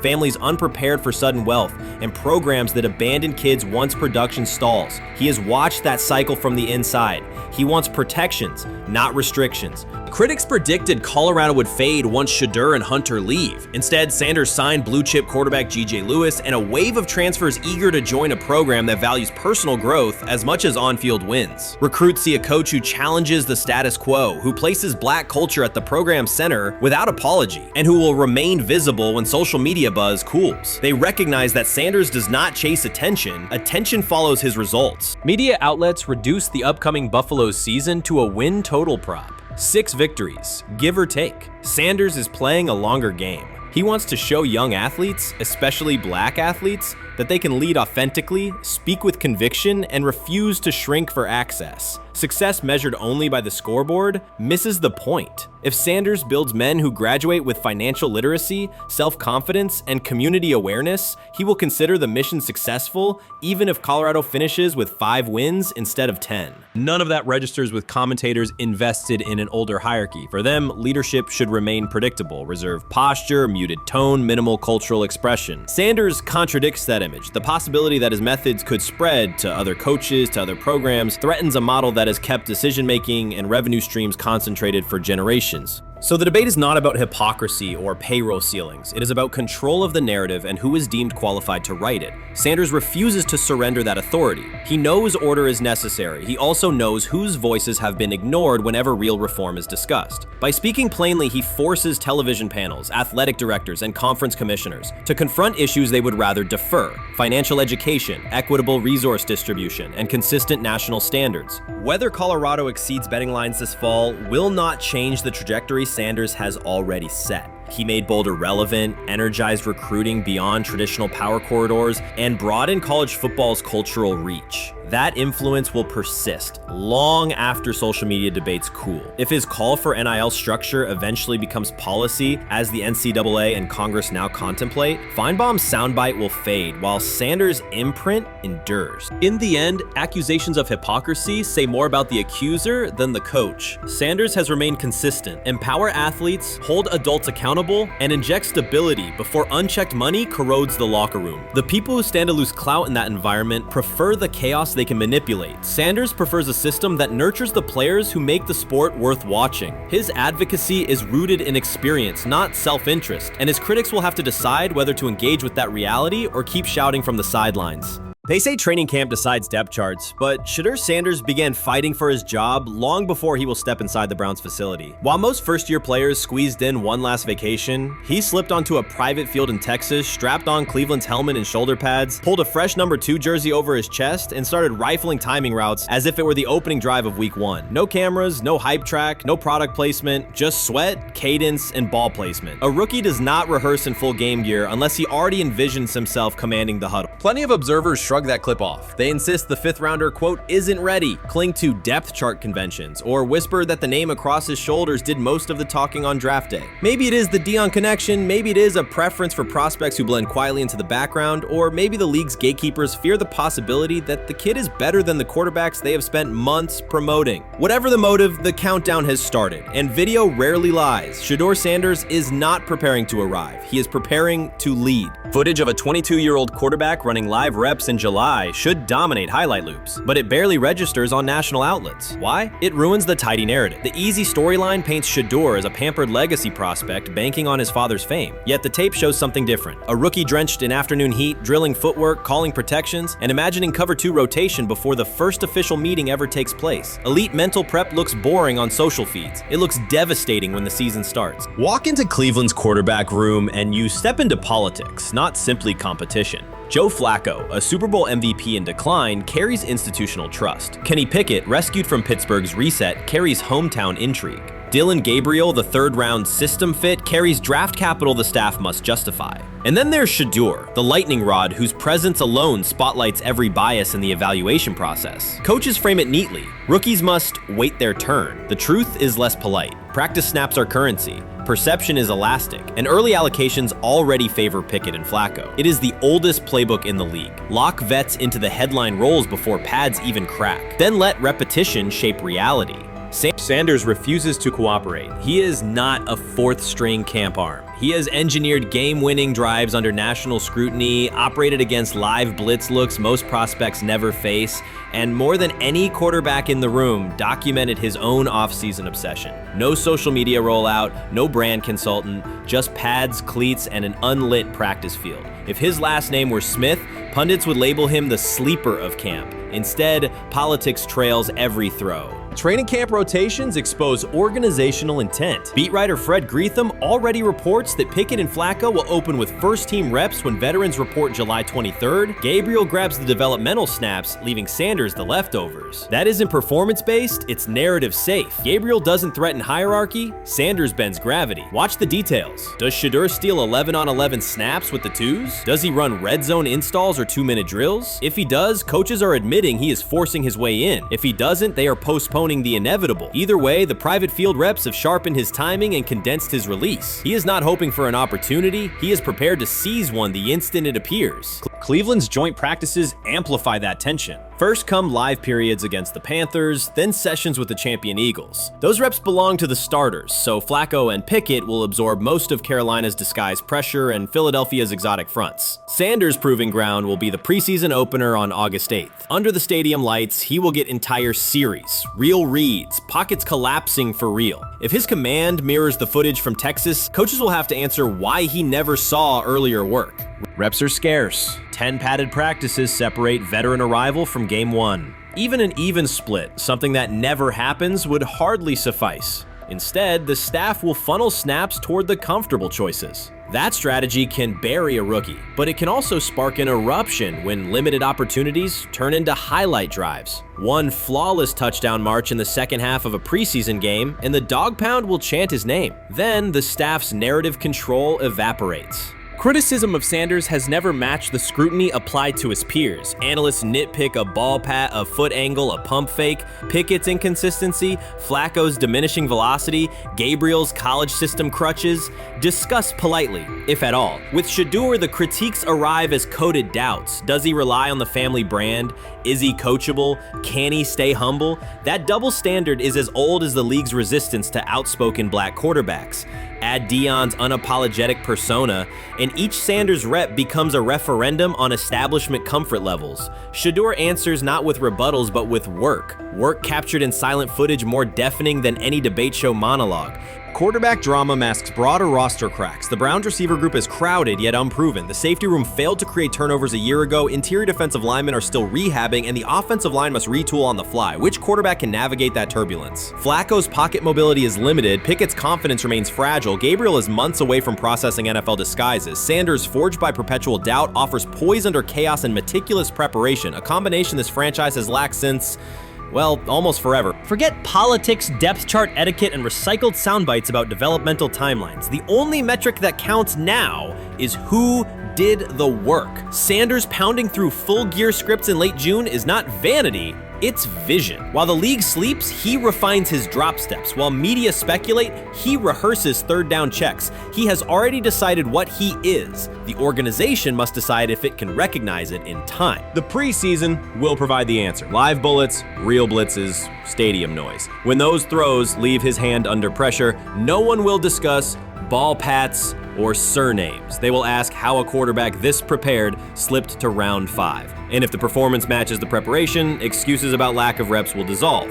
It will be production against perception, and Shedeur Sanders has been producing where no one could see. Ready is the wrong word. He has been ready. Chris Carter's televised assessment of Shedeur Sanders triggered immediate pushback from Cleveland fans, local media, and even several Browns veterans. Carter dismissed Sanders, a 5th-round pick, as unprepared to start and framed the growing interest around him as purely a byproduct of surname recognition. Since that segment aired, practice reports have told a very different story. Observers inside the Browns facility describe a rookie quarterback who is closing the gap on Kenny Pickett and Deion Gabriel with surprising speed. Sanders first turned heads in rookie minicamp by directing the huddle with a calm that belied his inexperience. Position coaches reported that he rarely repeated mental errors during installation periods, a trait they rank highly when grading young quarterbacks. In organized team activities, he showed consistent timing on intermediate routes, kept turnover numbers low in 7-on-7 periods, and demonstrated early command of Kevin Stefanski's protection calls. That steady execution earned him a handful of first-team snaps, reps that would ordinarily have belonged to Pickett by default. By mandatory minicamp, the rotation had shifted again. Practice notes from beat reporters detail the rise in Sanders' workload each day. Red zone series against the starting defense, 2-minute drills, and full field scrimmage possessions in which he checked out of called plays when fronts dictated it. Mary Kay Cabot, initially skeptical Sanders would challenge for game day snaps in 2025, wrote after consecutive sessions in mid-June that his footwork, release speed, and pocket management had, quote, meaningfully tightened since rookie camp. Her tone marked a clear departure from early spring projections that labeled Sanders a long-term developmental project. The broader quarterback context in Cleveland magnifies that progress. Deshaun Watson's availability and form remain uncertain after 2 injury-interrupted seasons, while Pickett's transition from Pittsburgh has been uneven. Deion Gabriel's arm strength is evident, but coaches continue to stress hesitation in his full-field reads. Against that backdrop, Sanders' quick decision-making and mechanical efficiency have begun to look less like a pleasant surprise and more like the roster's most reliable short-term plan. Inside the locker room, acceptance has followed performance. Wide receivers cite Sanders' ball placement on outbreaking routes, noting that the ball routinely arrives on the upfield shoulder, a small but essential detail that allows for yards after the catch. Offensive linemen appreciate his pocket awareness. Joel Bitonio remarked privately that Sanders slides up instead of bailing when edge pressure flashes. Defensive backs say his eye discipline forces them to hold coverage longer than they expected against a rookie. Such cross-positional respect develops only when day-to-day tape shows tangible improvement. The reaction to Carter's critique highlights a recurring double standard applied to young black quarterbacks. Traits celebrated as swagger or confidence in other players were labeled arrogance when associated with Sanders, yet the quarterback himself has not responded publicly. There have been no subtle social media jabs, no mention of critics in interviews, only repeated references to competing for every rep and learning from veterans. That measured approach, combined with hard evidence from practice, has softened earlier doubts among coaches who prioritize demeanor as much as arm talent. Within the coaching staff, the discussion now centers on readiness thresholds. Stefanski's scheme relies heavily on quick rhythm throws, defined reads, and disciplined pocket movement. Those requirements align with Sanders' strengths: a compact release, willingness to target the middle of the field, and instinctive timing on RPO concepts carried over from his college tape. Staffers reviewing cut-ups from joint practices note that his internal clock already approximates NFL speed, a metric they did not expect to see until mid-season at best. If that trajectory continues through preseason games, the Browns face a consequential decision. Starting a 5th-round rookie 6 weeks after training camp opens would unsettle salary cap assumptions, depth chart politics, and external perceptions of organizational stability. Yet the internal mandate remains clear: the most prepared quarterback will play. That standard places Sanders in genuine contention because every practice metric used to grade readiness, turnover ratio, red zone efficiency, third down conversion rate has trended in his favor since early June. The organizational stakes are considerable. Cleveland has cycled through starting quarterbacks at a startling pace over the past decade, shifting from first-round investments like Baker Mayfield to high-cost gambles such as Watson,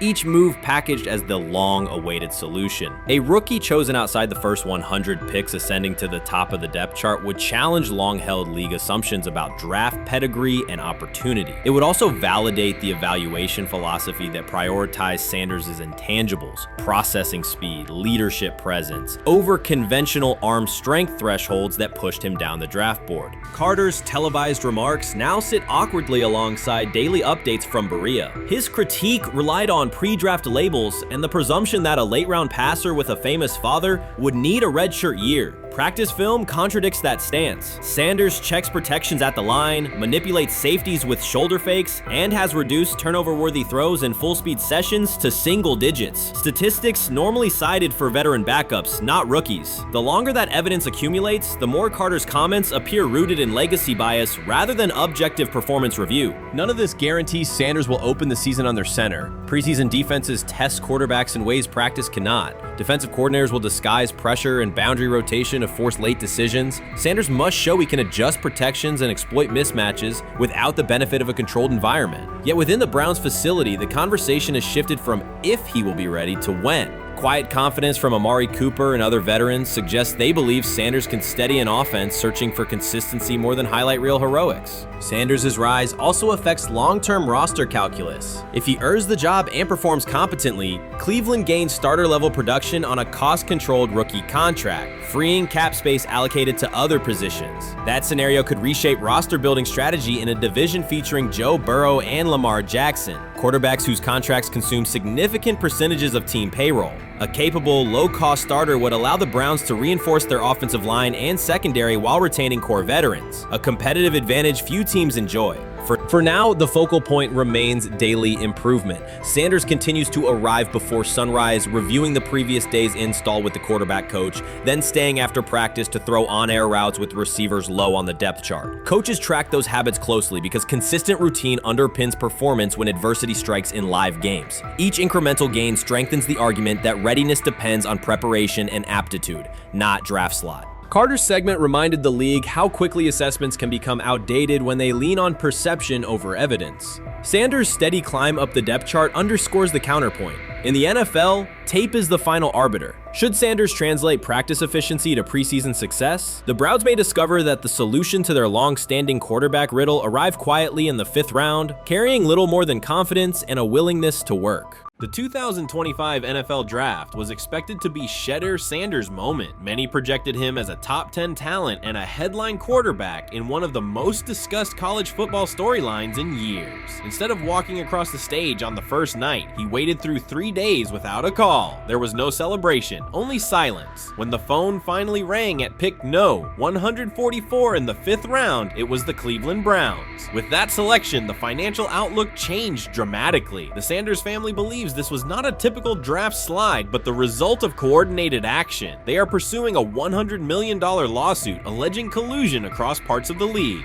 In the months before the draft, Sanders was consistently discussed among the top quarterbacks in the class. Television and digital analysts praised his poise, accuracy, leadership, and command. Scouts highlighted a 74.1% completion rate, record-setting stretches at Colorado, and his rise from an HBCU star to a national figure. Consensus expectations placed him in the 1st round or early 2nd. Draft night unfolded differently. As picks accumulated, there was little indication that his name would be called. The atmosphere at his private gathering shifted from anticipation to doubt. When the Browns selected him late on day 3, projections for his first contract dropped from an estimated range in the mid-$30 million to approximately $4.6 million, with corresponding reductions in likely endorsements and long-term positioning. According to Deion Sanders and others close to the family, this was not about performance, injury, or conduct. They argue it was coordinated. Attorneys were contacted immediately. The allegation is straightforward. Sanders' value was suppressed intentionally. The family's position is that this was a calculated decision within parts of the league, not an isolated set of evaluations. The legal claims focus on communications that, if authenticated, could be significant. Internal emails, text messages, and owner-to-owner conversations. The family's representatives contend that these materials show a deliberate effort to avoid drafting Sanders in early rounds based on perceived image concerns rather than football merit. One message reportedly under review framed the decision in branding terms. Drafting Shedeur would mean inheriting the Prime brand. The complaint asserts that this view led some teams to discourage others from selecting him unless necessary, not for film-based reasons, but to avoid perceived attention and external pressure tied to his family's profile. A related thread involves speculation about team fit and willingness to play for certain franchises. Past public comments by Deion Sanders were interpreted by some as signals of an Eli Manning scenario. The family's view is that these were strategic statements, not ultimatums. They argue that rather than engage in discussion, teams chose a passive approach, no direct rebuttal, reduced contact, and a collective reluctance to invest a premium pick. If phone records and written communications corroborate coordination, these items could become central exhibits. Media tone shifted as the draft neared. Coverage that had emphasized production and leadership began highlighting intangibles, interviews, and perceived coachability. Anonymous sourcing appeared in multiple outlets, with claims that Sanders skipped combine drills out of arrogance, bristled at film critique, or told one club, "Maybe I'm not the guy for you," after a tense session. A widely cited line, "Nobody wants a celebrity backup quarterback," was voiced by Colin Cowherd and circulated as shorthand for risk. The Sanders legal position is that these narratives did not arise organically, but reflected a coordinated leak pattern that undermined his market value.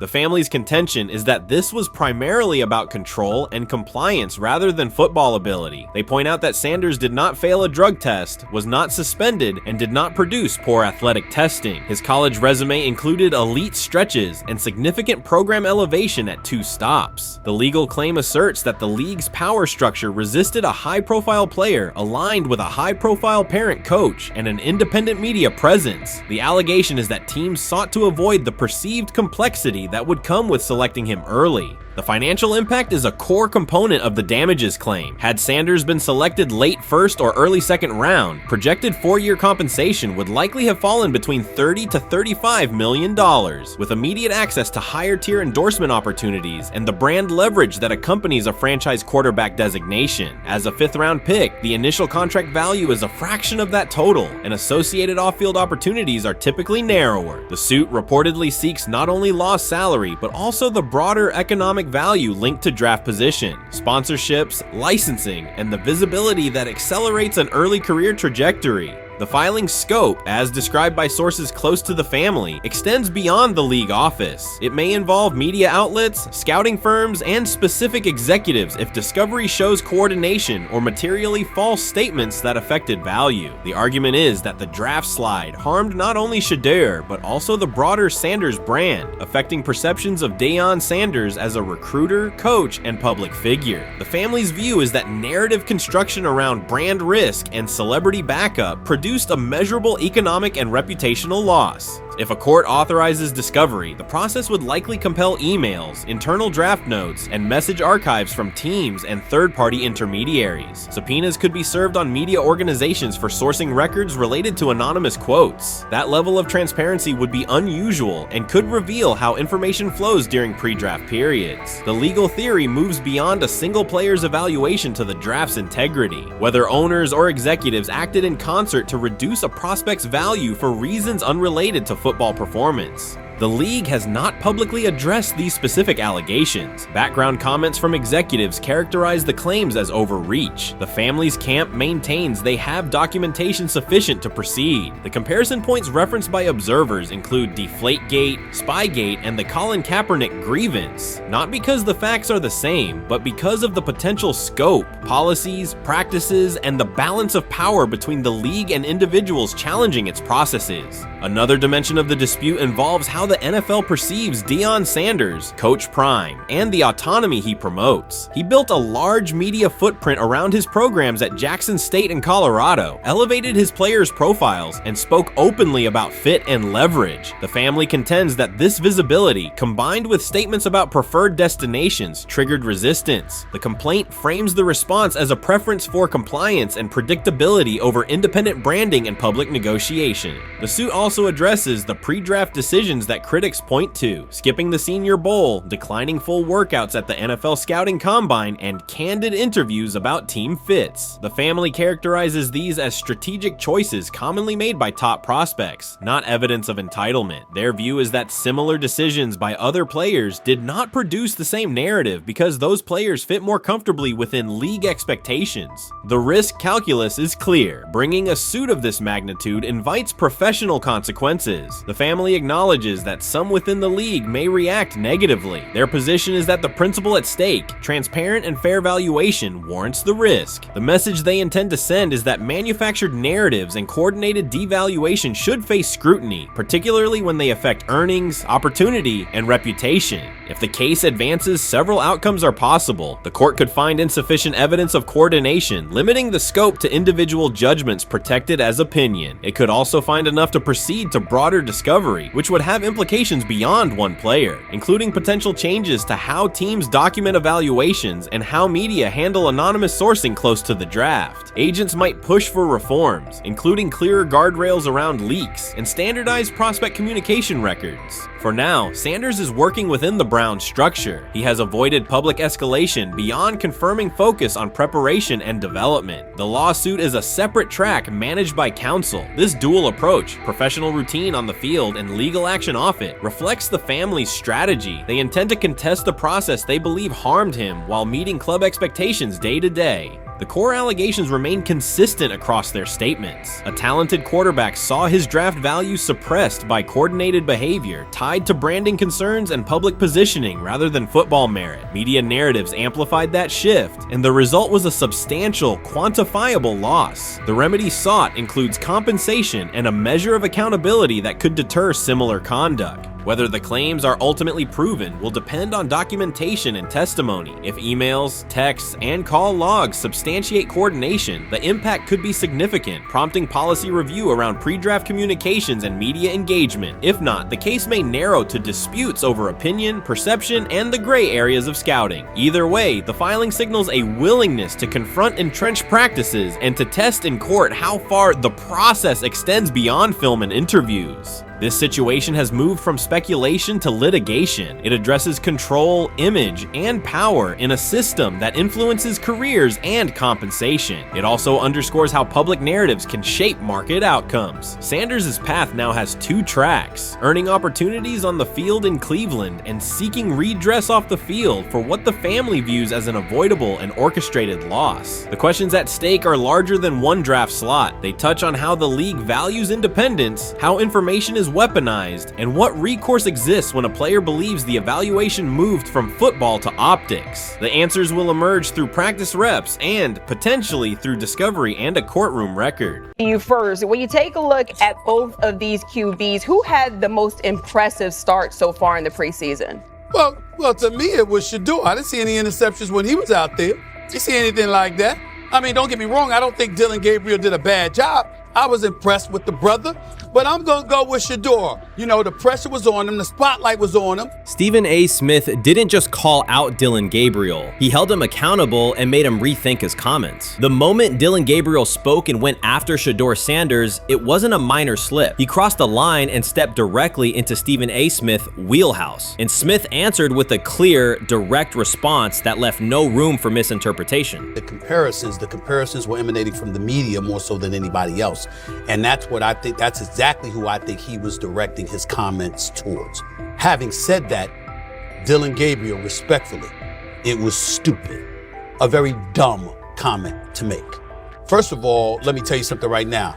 In every walk of life, far beyond the parameters of a football field. This wasn't casual sports commentary, it was a decisive critique. Deion Gabriel's comments were taken apart by Stephen A. Smith with clear, direct points. Gabriel, a quarterback with solid stats but limited top-level achievements, chose to take a public shot at Shedeur Sanders. Shedeur, who has handled sustained media scrutiny and on-field expectations, became the target of an unnecessary criticism. Smith responded by challenging Gabriel's standing to make that claim, and by defending Sanders on the facts. The outcome was clear. Gabriel overreached, and Sanders didn't deserve the hit.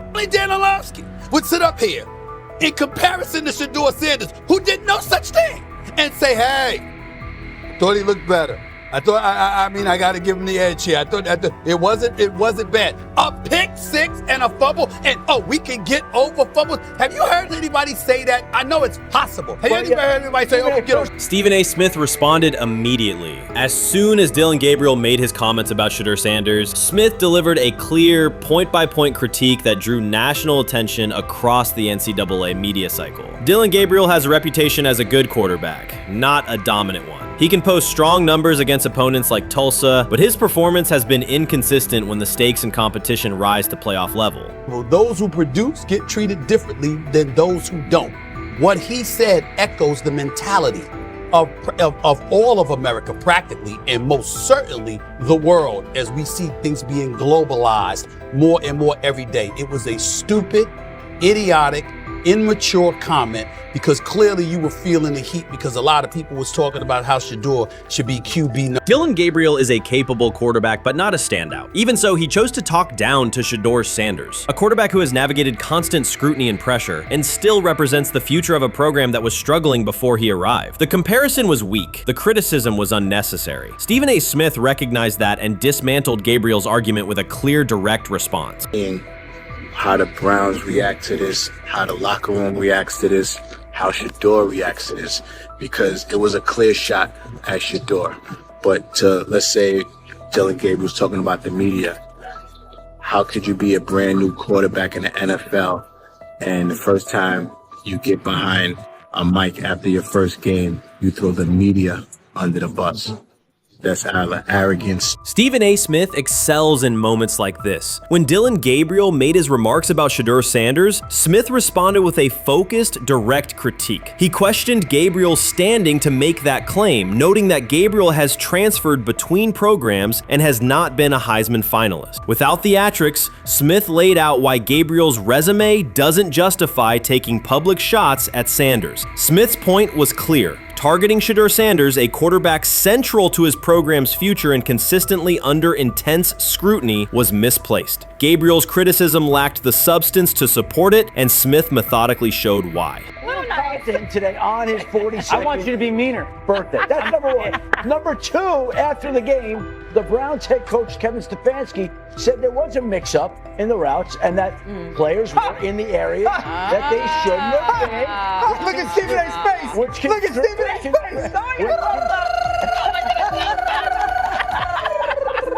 Look at his face. Stephen A. Oh my Lord. The strength of Stephen A. Smith's response was that he didn't just address Gabriel's remarks. He challenged the image around him. Dillon Gabriel often presents himself as an overlooked contender ready to surprise. But the reality is that his profile hasn't commanded broad attention. It's a clear reminder that not every opinion carries equal weight. In defending Shedeur Sanders, Stephen A. was direct and precise. Shedeur isn't just a quarterback. He is Deion Sanders' son, which subjects him to scrutiny far beyond anything Gabriel has faced. Even under that pressure, Shedeur has maintained his composure, shown confidence, and delivered in key moments that helped revive a program many had written off. Stupidity, all of it. I thought it was a clear shot at Shedeur due to the fact that his Oregon coach threw a shot at Coach Prime and Shedeur during their meeting at Colorado last year. But you know what? The cream rises to the top. Let's see what happens this week. I see a lot of the media talking about they think it was about the media and not about Shedeur. And I think that's a chess move. For Dillon Gabriel to take shots at Shedeur Sanders was a miscalculation. Stephen A. Smith made the mismatch clear. Gabriel's attempt to shame Sanders was unnecessary and counterproductive. You don't target Deion Sanders' son when Deion has turned Colorado into primetime television. It underscored that Dillon Gabriel has often played with a chip on his shoulder because the spotlight hasn't followed him. He has been around long enough to compile numbers but not to earn broad respect. That's why going after Shedeur was misguided. Sanders, despite ups and downs, drives headlines. Gabriel's most notable headlines have been his transfers. Stephen A. Smith pressed that point without hesitation, challenging Gabriel's standing and leaving his argument looking like a forced throw that turns into a pick six. You know what? Still needs to thank me a little bit more for that restaurant I treated him and his family to, because it was big time, and stop embarrassing me by going places and trying to use coupons. That's how pathetic he is. The point is that, yeah, a pick six and a fumble is usually considered a bad day. Stephen A. Smith didn't need to raise his voice to make the point. He presented Dillon Gabriel as a player whose talk outpaces his resume and defended Shedeur Sanders with clear comparisons. That's why he called Gabriel out so directly. The comparison wasn't just unfair, it was forced. Now look at Gabriel's record. The numbers are solid and he can win against average defenses, but the resume lacks defining markers. There's no sustained Heisman contention, no late season surge that reshaped the national picture, and no postseason moment that cements a legacy. The track record reflects steady production, not top-tier impact. That's the gap Smith underscored. Gabriel's criticism of Shedeur Sanders wasn't supported by what he has accomplished, while Sanders continues to carry a program under constant scrutiny. Let's see some of them step up and make some plays out there. Ain't no way. Gabriel Ain't no way. He's not built like that. No way. And this one is picked off and going back the other way. Oh my God, why did he stop playing? Now it's a foot race. And that is that. They told me bust out my AP, perfect timing. Anytime we about to get legendary. Shedeur started the next game, baby. Shout out Dylan though, you know what I'm saying? Bro, I love you, my heart. What am I bigger than cheese, bro? You know what I'm saying? But Shedeur got it. Shedeur Sanders is a national brand who draws viewers for both performance and result. Dillon Gabriel's attempt to diminish him read as resentment. And Stephen A. Smith called out the insecurity and lack of awareness directly. Colorado under Deion Sanders is prime time, and Shedeur sits at the center of that spotlight. If Gabriel expected the sports world to agree while he took a shot at Shedeur, he misread the moment. Smith dismantled the argument and questioned the credibility behind it. Gabriel will move on. He'll keep playing, give interviews, and have fans, but this exchange will trail his media profile as a reminder of a misstep. It's a clear example of a resume that doesn't justify taking public aim at a quarterback carrying that level of scrutiny and responsibility. For the Cleveland Browns preseason game today is that the way that some white folks watched Shedeur Sanders last week is the way that some black folks were watching Dillon Gabriel today. And it's not Dillon Gabriel for Dillon Gabriel's sake. Most folks don't have a problem with Dillon Gabriel. It's what he represents, which is the disrespect of a black person for no other apparent reason than they are a confident black person. Dillon Gabriel thought he was aiming up. Instead, he was placed back among quarterbacks who are good but not great. Stephen A. Smith made the central point. Dillon Gabriel doesn't shape the conversation. Sports are about narrative as much as numbers, and Gabriel's story doesn't move the culture, while Shedeur Sanders does. Smith highlighted that contrast clearly. By the end, Gabriel's credibility had taken a measurable hit. The critique was decisive and sent a broader message to any player considering public shots at Shedeur Sanders. If you step into that debate, you will be held to a higher standard and your resume will be tested. Dillon Gabriel learned that the hard way. You can't fire the owner because he can't fire himself. Yeah, someone's head's going to roll, unfortunately, in this situation. And it's probably Stefanski and Barry. I saw on The Athletic. I don't think that's fair, by the way. Stefanski, that part. I agree. I was saying the other day on my podcast that Barry should be fired. And I said I wouldn't fire Stefanski, but a couple of people made the point of saying, well, if you fire the GM, you got to give him a chance to hire his own coach, which is fair. That's true. Mm-hmm. So I would fire Barry. I would hire a new GM. If that GM thinks Kevin Stefanski's a good coach, wants to stick with him. Right. The situation in Cleveland has escalated with the NFL. Sources indicate GM Andrew Barry is prepared to move on from head coach Kevin Stefanski if he refuses to elevate Shedeur Sanders. The Browns are weighing a major quarterback change. Leadership appears to be aligning behind Sanders and pushing for immediate action. This is a high-stakes decision about control and the team's direction. I think it's unfair for me to comment in I guess maybe on behalf of the industry. All I can say is this, the time that we spent with Shedeur, and what he's done throughout his college career is impressive. He's an impressive young man. He's a really good quarterback. Sometimes fit comes into play, and I'd also say this, there are 4 more rounds of the draft, and then maybe lastly, it's less about where you get picked and what you do after you get picked. That's really the most important thing. Getting to know him over the course of the spring, he has a ton of resolve. Andrew Barry appears to be at a breaking point. Pressure from fans and within the organization to play Shedeur Sanders is intensifying. Barry is pushing for a move towards Sanders, while head coach Kevin Stefanski remains cautious about altering the depth chart. The divide is clear. One side wants acceleration, the other a measured rollout. The organization is under heavy scrutiny, and the focus has shifted to when, not if, Sanders sees the field. Has the 4th highest odds of any head coach this season to be fired. He's clearly on the hot seat. It's been a discussion for really a couple years now, dating back to last season's 3-win season. And he's always had kind of hot and cold seasons. And now the sportsbooks are saying he's fourth on the list. Number 1 is Mike McDaniel of the Miami Dolphins, Brian Dable of the Giants at 2, Shane Steichen at 3, and there is Kevin Stefanski plus 650 to be fired. This has moved beyond tension to outright stubbornness. Rather than elevating Shedeur Sanders, the staff has chosen Dillon Gabriel. The current depth chart looks less like a forward plan and more like resistance to change. Fans have been clear about who they expect to see, yet the organization keeps delaying. Every week without a real evaluation of Sanders slows development and blurs accountability. Cleveland is choosing a conservative approach when a decisive decision is needed, sending a message of uncertainty to both the locker room and the city. Now being the third string quarterback for the Cleveland Browns, was that so much was made out of unbelievable. He actually made the team as the third string quarterback.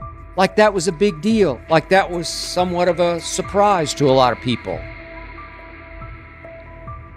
He should have been the first pick in the draft. Kevin Stefanski appears to be doubling down to validate his approach. Despite sustained demand from Browns fans to see Shedeur Sanders reflected in chants, merchandise, and constant discussion, he continues to keep Dillon Gabriel in front on the depth chart. The decision functions as an assertion of control rather than a response to momentum. Even with clear signals from the fan base, Stefanski is staying with Gabriel and delaying a full evaluation of Sanders. It is a deliberate choice to maintain his plan and pacing, not to accelerate change. Cleveland is prioritizing continuity over recalibration, keeping any transition to Sanders on hold. But yeah, I mean, the Browns are in a tough spot.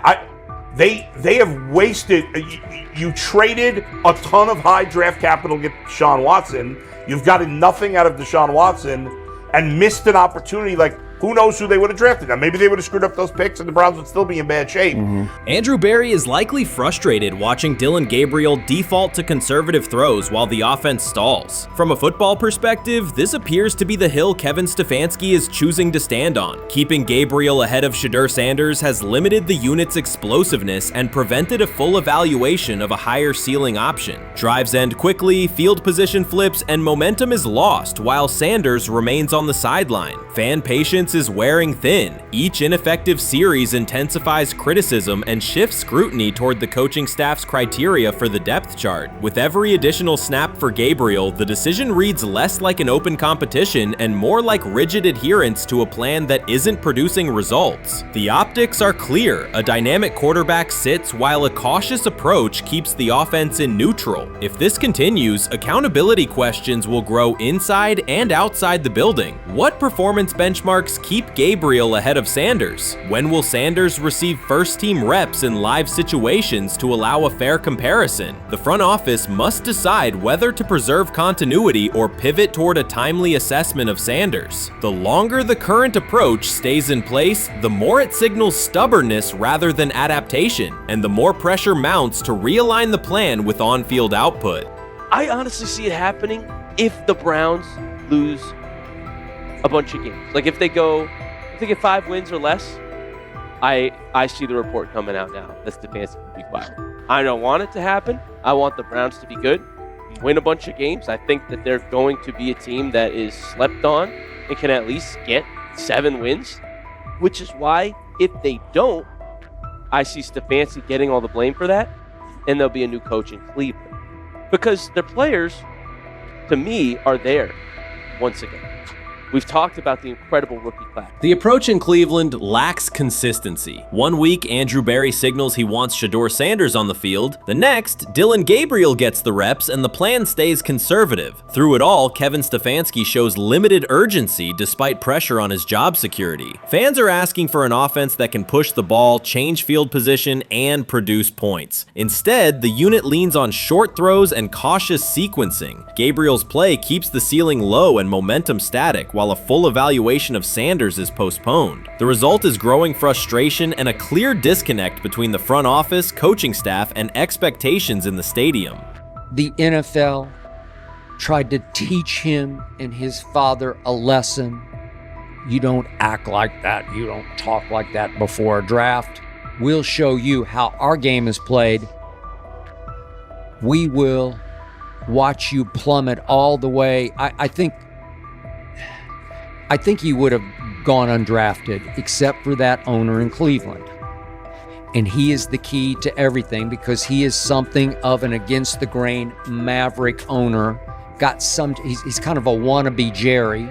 Fan speculation is growing. Some believe Kevin Stefanski lacks confidence in Shedeur Sanders. Others think he's prioritizing Dillon Gabriel for reasons unrelated to performance. A more extreme view claims Stefanski is manipulating outcomes to secure a buyout. Whatever the motive, the risk is clear. This approach is straining his relationship with GM Andrew Berry and alienating the fan base. Pressure is rising, Berry's patience is running out, and supporters have shifted from requests to demands. If the current plan continues, calls for a change in quarterback and accountability will intensify.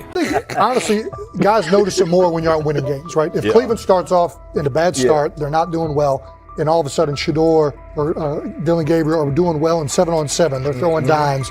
In practice drills, the number one defense can't stop them. People take notice of that, and the more that the players see it, they're gonna. Then the comments start happening over the lunch table. They start happening throughout the building, and that's when the pressure really will get severe. The Cleveland Browns were focused on resolving their quarterback situation until Jason Kelce made pointed comments that triggered a strong reaction from ownership. The response inside the organization was immediate and intense. What exactly did Kelce say that has the dog pound on edge and the front office under pressure? We've seen that miserable game by the Cleveland Browns. So they throw Joe Flacco in there, and I like Joe Flacco. He did good, but they gave him the resource of all the first-team guys. Then they throw Dillon Gabriel in there with first teams and second teams. So Dillon always is getting protected. The same thing again, they gave this scrub max protection on every play. Yeah, he completed some passes, but let's talk about his mistakes. He's still inconsistent with his throws, but he at least had max protection. The Cleveland Browns continue to be defined by inconsistency and avoidable setbacks. Even as fans hoped the organization had turned a corner, Jason Kelce, fresh off retirement, offered a direct critique that reignited doubts about the team's direction. His remarks implied the franchise's structure and decision-making remain unstable and recent progress may not hold. The takeaway for leadership is straightforward. Identify core issues, align on a coherent plan, and execute with discipline. For supporters, it's another sign that the problems run deeper than a single season. They throw Shedeur Sanders in there with the lowest cab drivers you couldn't even get on 5th Street. And I'm pissed off, bro, because the play calling was abysmal. Look, even if you don't like Shedeur didn't even get a chance to be trash. Even if you think Shedeur is garbage, he didn't even get a chance to be garbage. That's how awful the offensive line was. Kevin Stefanski still doesn't want to give Shedeur second strings and first strings reps. Why is that? Browns ownership's response shifted from measured to urgent. The pattern is familiar in Cleveland. The team once treated Johnny Manziel as a franchise solution, retained Hugh Jackson for a second year despite results, and invested heavily in Deshaun Watson through a costly trade and contract. These decisions reflect aggressive but poorly aligned planning. The outcome has been continued instability instead of sustained progress. That this was the guy that they wanted to start. He's seasoned, he's experienced, he still has a big-time arm, even at his age, and they open with the Cincinnati Bengals. They wanted that experienced guy. He was always going to be the guy. They were not going to start Dillon Gabriel or Shedeur Sanders in week 1. Kenny Pickett had a hamstring injury. It makes it easy to go with Joe Flacco. And the question isn't and wasn't going to be who's the starter in Cleveland. The question is, who's going to be the backup in Cleveland? Who's going to be the number 2 quarterback when they open the season against these Bengals? Fans still show up season after season, expecting improvement and bracing for setbacks. The usual pattern has been early optimism followed by a gradual collapse. But last season was different. For a sustained stretch, the Browns looked organized and competitive, resembling a functioning team. Couple days, 3 days until roster cutdowns. How do you feel about that? Do you feel like you belong here on this team? Obviously, I think overall as a player, I feel like I put in the work. I feel like everything I do, I try to do it to my best, and that's all I ask for. So I feel like everybody feels like, they should be on the team, and if you ask anybody on the team, would they feel like they belong, in their own eyes. So I feel like I do, but I'm my own player. I think about myself in a high regard. The front office entered the offseason confident. Kevin Stefanski was being praised, and the Dog Pound believed the team had made real progress.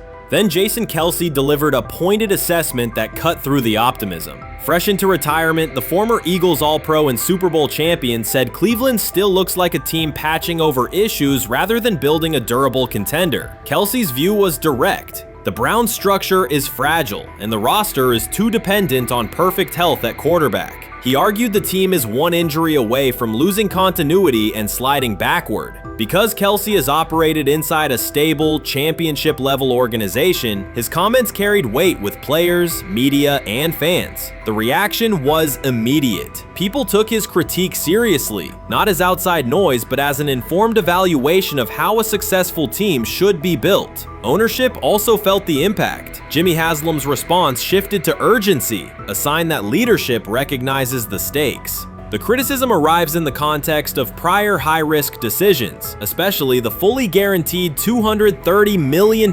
commitment tied to Deshaun Watson. Watson has missed time and shown inconsistency when available, and the contract has constrained flexibility. Kelce's remarks highlight why depth, alignment between the front office and coaching staff, and a clear contingency plan at quarterback are non-negotiable. The takeaway is straightforward. Cleveland must convert last season's progress into a stable framework, protect the quarterback, deepen critical positions, and establish a plan that survives injuries and short-term setbacks. Without that, the games that fueled optimism will remain temporary. If you're a betting man, who do you think starts for the Browns at quarterback? Okay, this is the situation. Kenny Pickett, they actually traded for him. Joe Flacco, no one's bringing Joe Flacco in the building thinking Joe Flacco's going to be the starter. If Joe Flacco is your starter, you got a problem. You have a huge problem. And if they were saying Shedeur was the starter as the 5th rounder, you got a real problem too, because he passed over all these guys in these reps in the offseason in shorts, in bikini shorts, Speedos and stuff. Like, no. That kind of stuff. So I'm not that surprised when you put down a 3rd round pick on a quarterback.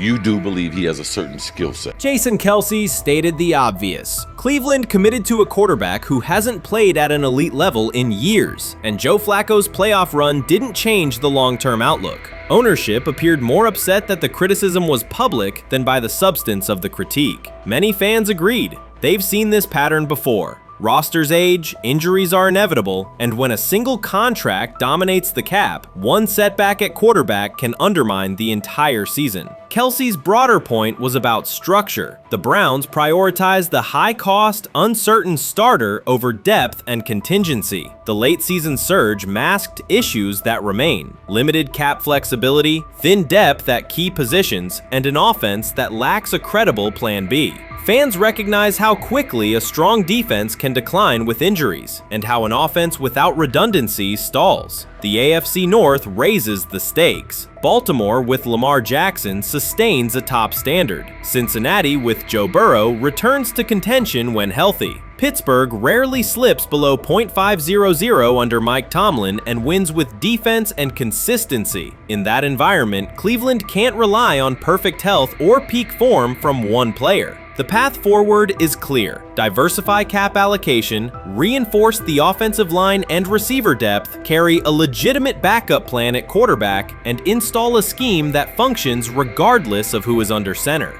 Given what we saw yesterday with Shedeur Sanders, somebody on the Cleveland Browns is 100% getting fired, probably by the end of this year. The person who's probably going to end up getting fired is Kevin Stefanski, because I know that he didn't want Shedeur Sanders on the team. It was Andrew Berry who made that pick. You can't really go against your GM. Bad things happen in this situation. But Shedeur Sanders is not without fault for what we saw yesterday. This is the play that we saw yesterday that had the internet just exploding, where Shedeur Sanders took like a 24-yard sack.